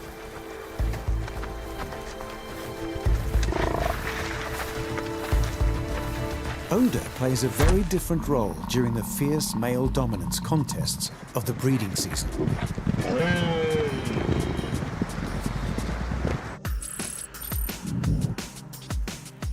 Located around the genitals, the male's preputial glands produce the rank-smelling pheromone from which the musk ox takes its name. Using their urine to distribute the scent over their abdominal fur, the bull simultaneously marks his territory against rival males and advertises his potency to females.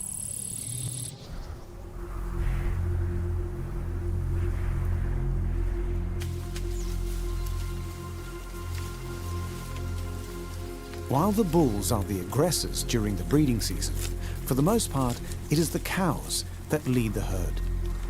Depending on their fat reserves to successfully gestate their young and to see them through the scarce winter months, it is essential that female muskox make the most of feeding opportunities while they last.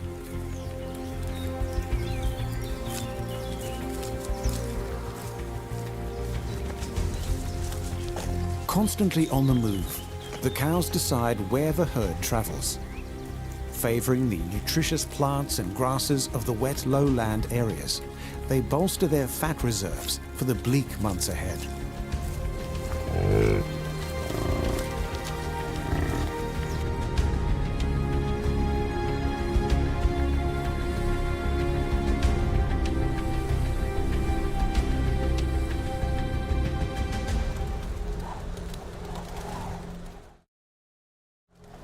When the merciless winter sets in, the herds migrate to higher ground.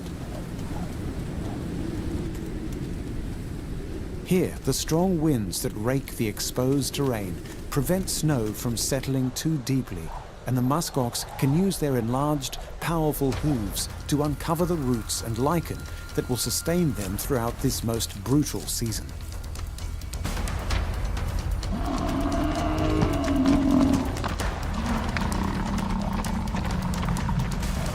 The odd squabble aside, the herds are less active during this period, conserving energy and maintaining a collective vigil for danger.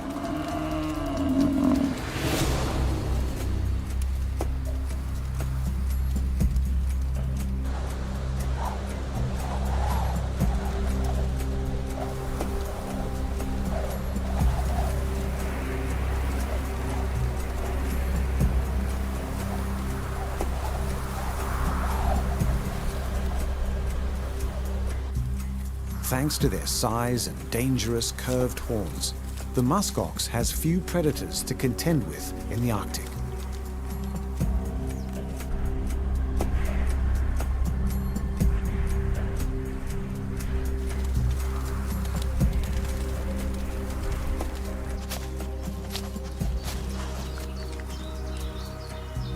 While polar bears may loom large, Arctic wolves are the primary concern, thought to account for up to half of all muskox fatalities.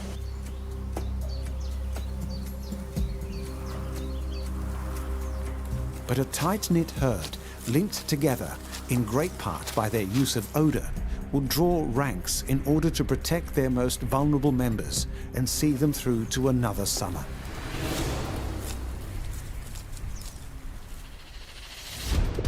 Within the animal armory, the multiple applications of ejection and odor have more than proven their worth. We have seen the intelligent predatory cuttlefish use ejection to escape predators of its own. Skunks have weaponized their overpowering odors, ejecting them to a range of 3 meters. More hunter than scavenger, the spotted hyena is a communal carnivore, relying on scent to maintain order within the pack. Muskox bulls use their heady aromas to advertise their virility to females and announce challenges to rival males. Now we will see how odor has deepened our understanding of fearsome Tasmanian devils, revealing their softer side. Koalas, on the other hand, use odor in a more hostile manner, warning away unwanted intruders.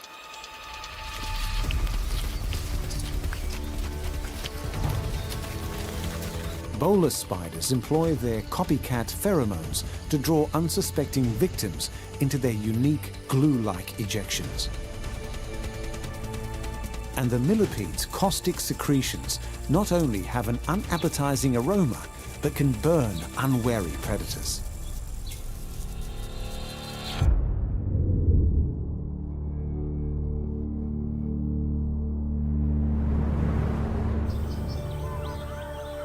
So named for their vicious temperament, foul-smelling and unearthly screeches,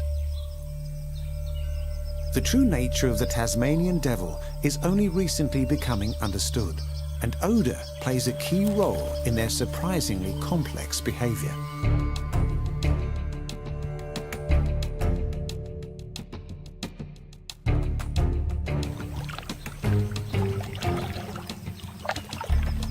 Found only on Australia's isolated island state of Tasmania, Tasmanian devils are marsupial mammals, meaning they carry their young in a pouch.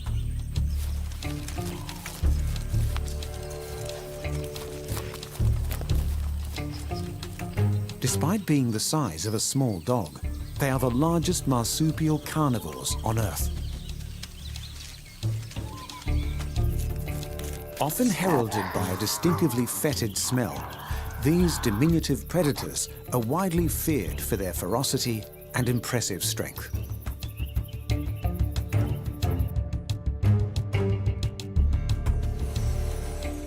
The Tassie devil's famous gape puts its imposing array of teeth on full display.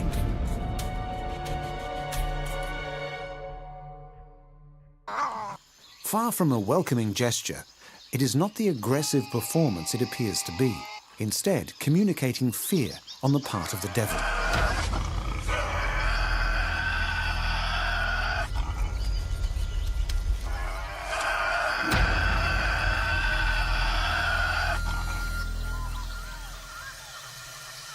Another sign of a stressed devil is their smell.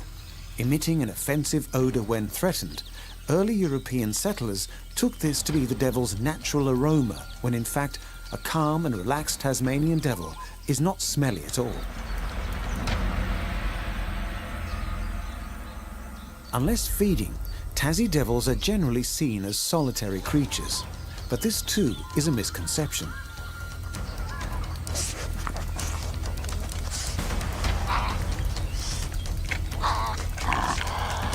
In fact, vast and complex networks of devils occupy expansive home ranges spread across thousands of acres. With a highly attuned sense of smell, the devils rely on scent to communicate their comings and goings, minimizing conflict with their shared territories as each devil maintains their own personal space.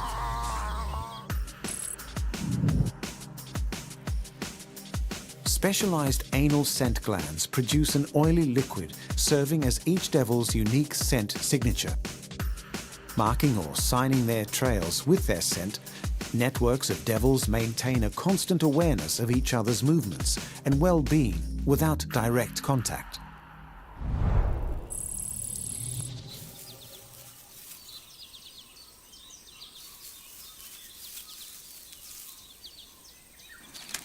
While more multifaceted than their rancorous reputation gives them credit for, the Tasmanian devil remains an unruly beast. Feeding provides a rare opportunity for face-to-face interaction. But while it is a social affair, it is hardly sociable.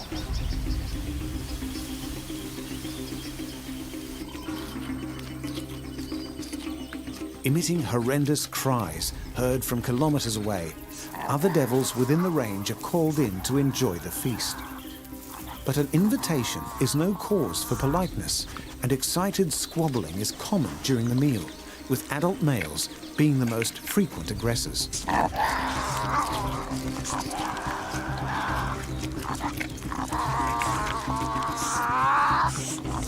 Faster than their stocky build suggests, Tasmanian devils are capable hunters, taking down prey much greater in size than they are.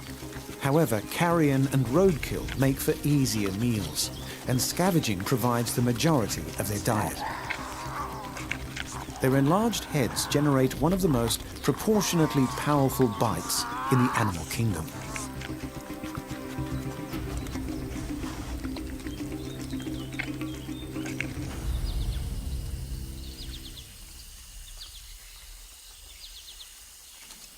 With sufficient force to sever thick metal wire, chewing through bone is an easy task for a Tasmanian devil, and they can devour all trace of a corpse with ease. With no predators on their island home, the devils have no need for a quick getaway and will gorge themselves when the opportunity arises, consuming up to 40% of their own body weight within half an hour.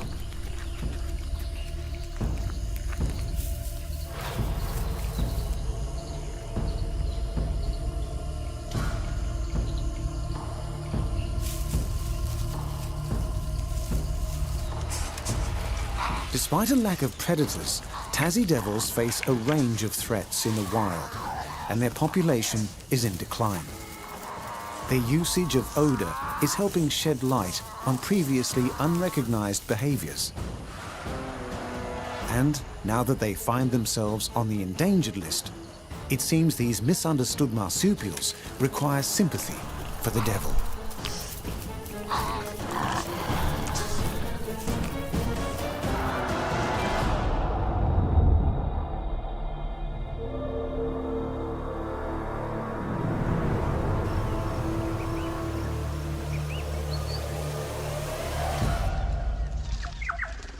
Living among the trees and surviving on a diet poisonous to most other animals, the koala is an Australian anomaly with a host of unique adaptations.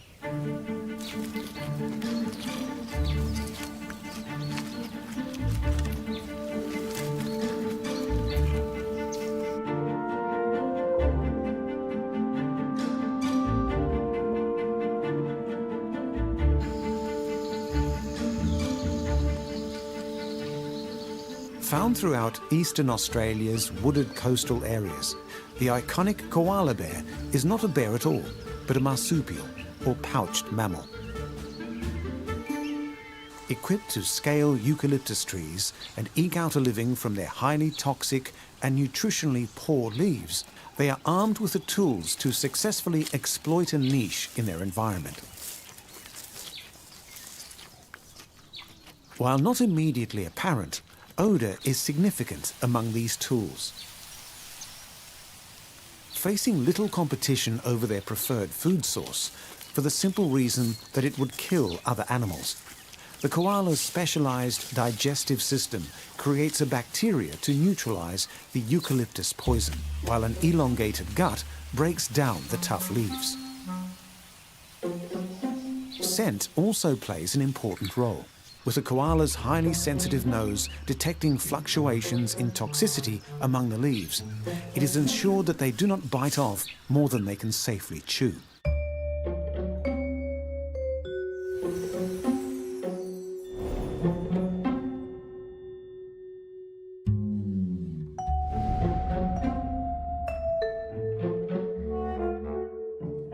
With a metabolic rate half that of a typical mammal's, it is vital that koalas conserve their limited energy resources. To resolve this problem, the solution is simple: sleep, and lots of it.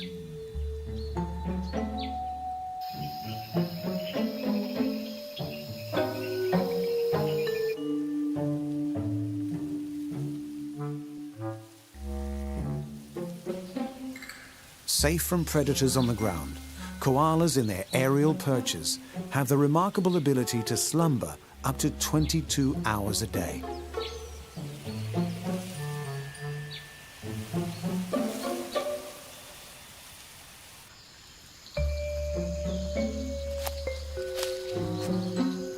During their waking hours, koalas are surprisingly mobile.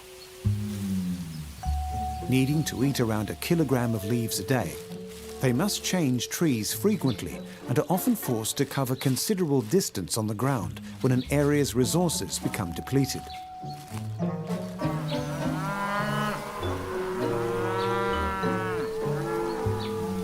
Vulnerable to predators such as dingoes, these forays on terra firma are highly dangerous for koalas and are generally kept to a minimum.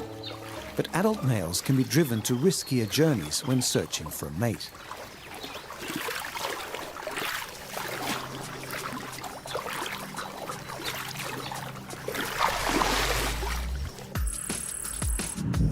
With the scent glands exposed through hairless patches on their chests, male koalas produce a secretion containing a complex chemical mixture of over 40 compounds.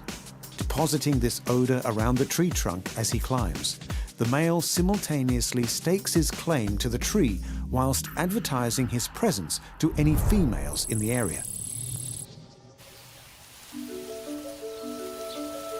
Despite a cuddly appearance, koalas are asocial creatures, and for the most part, the only two koalas that tolerate each other are mothers and their babies.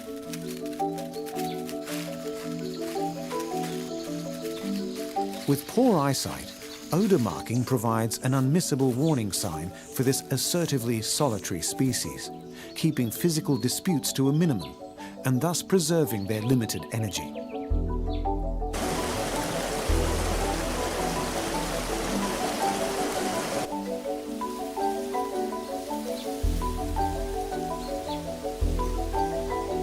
Coated in the most insulated fur of any marsupial, koalas are effectively shielded against the extremes of the Australian climate.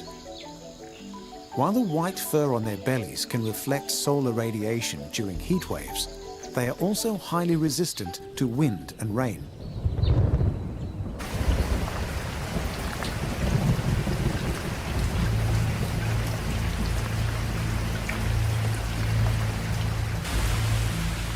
When the cold does set in, koalas will curl into tight balls in order to stay warm and conserve energy.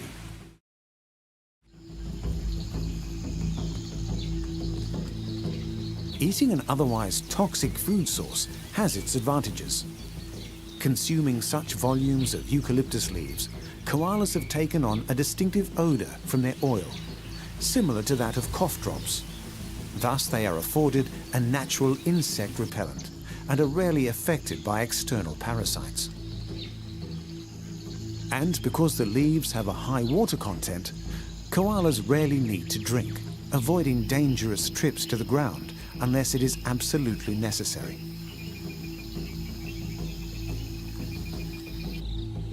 Nocturnal animals, much of the koala's life is hidden from sight.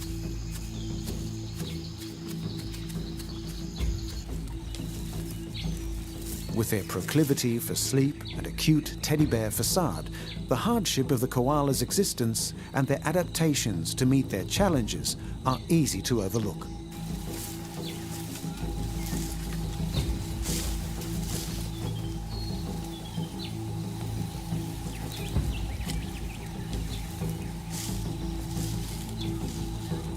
But in the animal armory, looks are deceiving. And just as their use of odor remains widely unrecognized, the koala's cuteness belies the rugged survivor beneath.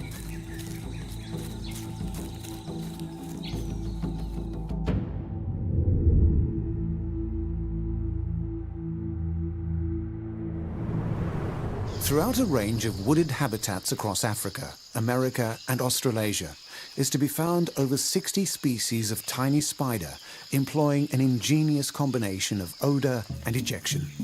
So effective is the bowler spider's deceptive techniques for luring and capturing their prey that they don't even need a web.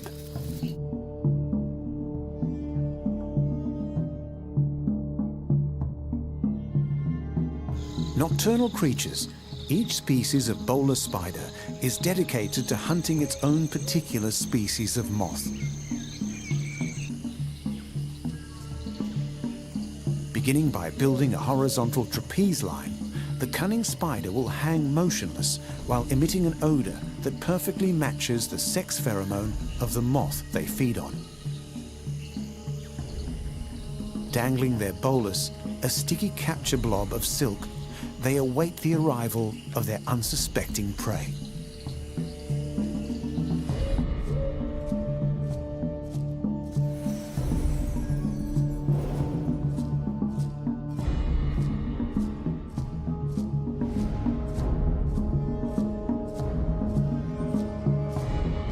Also known as angling spiders for their resemblance to fishermen, when the approaching wing beats of a moth are detected, they swing their line and effectively hook their meal.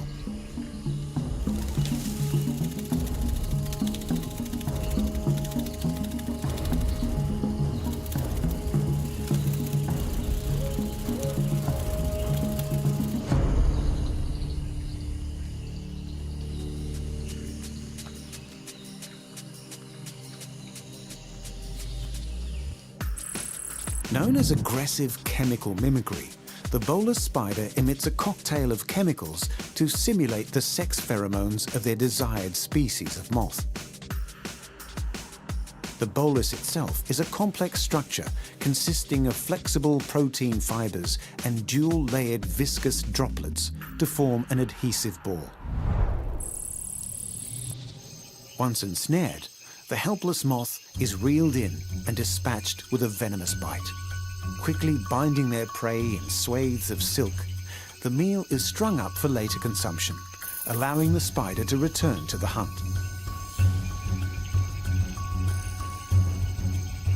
Altering the false pheromones that they emit over the course of the night, these exceptional spiders precisely adjust their alluring odor in order to maximize their catch.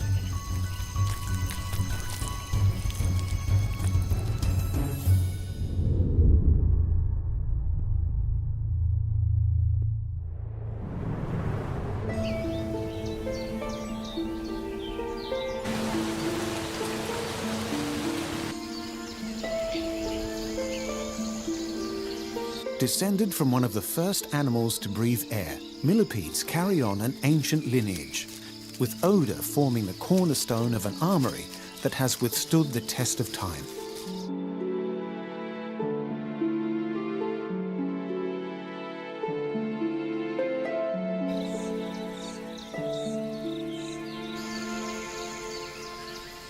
Occupying almost all terrestrial habitats, millipedes are extremely resilient and resourceful invertebrates.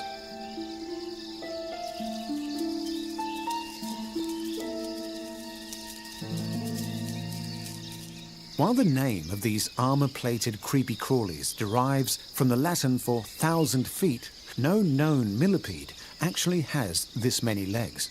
Exhibiting a wide variety of shapes and sizes, millipedes are distinguished by carrying 2 pairs of legs per body segment. But that's not all their bodies carry, with many species equipped with stink glands running the length of their flanks.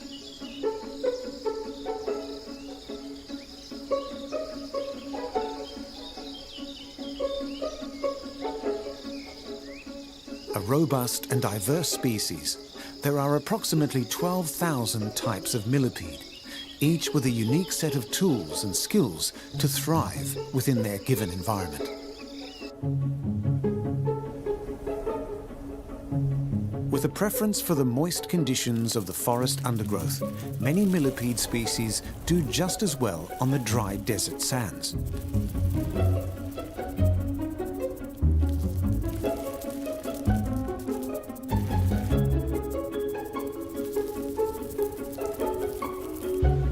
The first animals to colonize the land, the fossil record shows that millipedes emerged from the water and adapted to breathe air over 400 million years ago, a significant head start in evolving their odorous defenses.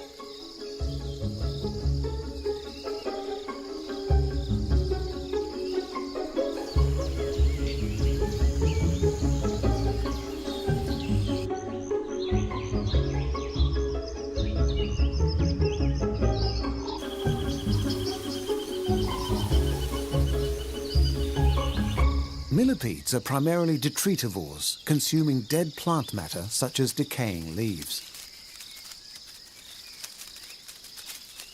A clever dietary adaptation, it provides an abundant food source in most habitats and means that millipedes serve an important role in aiding decomposition within their ecosystems.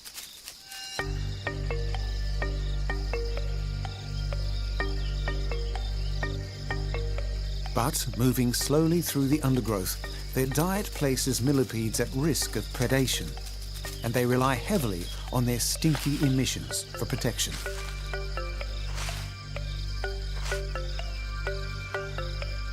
Lacking pincers for fighting, millipedes do not possess a sting, and their bite is good for little more than munching on leaf litter.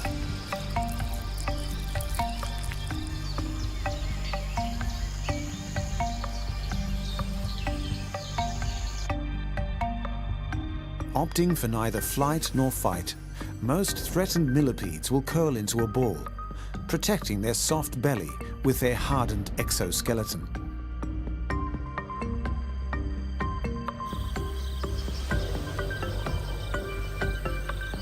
This defensive posture can be held until the attacker loses interest, persuaded in no small measure by the millipede's off-putting and even poisonous secretions.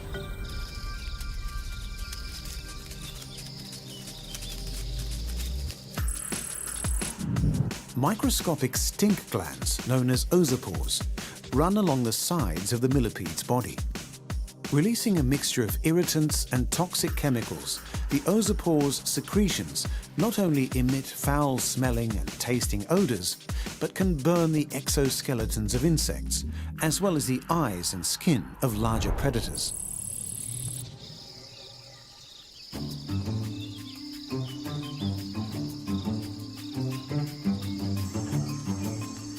As effective as the millipede's hazardous ejections may be, they are not foolproof. Crafty predators such as meerkats have learned to flip millipedes around in order to remove their defensive discharge before eating them. And in some cases, the millipede's chemical warfare has completely backfired, with primates deliberately antagonizing the poor creatures before using their secretions as insect repellent. Despite their odorous defenses having an Achilles heel, the indomitable millipede has more legs to stand on and continues to maintain a stronghold in its vast and diverse territories around the world.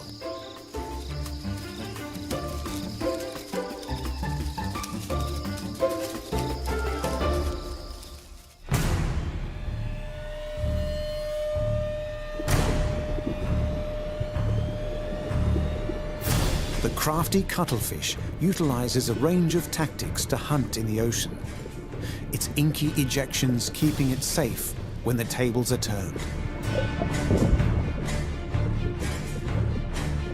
Combining ejection and odor, the skunk can fire its sickening stink with practiced precision. More than the scavengers they are made out to be, hyenas employ odor as a means of communication in their complex societies. Musk ox endure the unforgiving Arctic, using scent to establish breeding rights and to mark the way for the herd. For the ferocious Tasmanian devil, odor has only recently been revealed to maintain their secretive societies.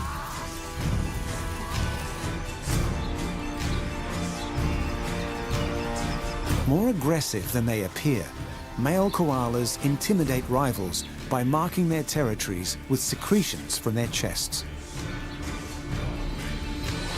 An aromatic arachnid, the bolus spider lures prey by mimicking their pheromones before ensnaring them with a unique ejection. And the ancient millipede deters and even injures would-be predators with a noxious discharge. Where we have evolved intellectually, animals keep adapting physically, granting them the powerful weaponry found in the animal armory.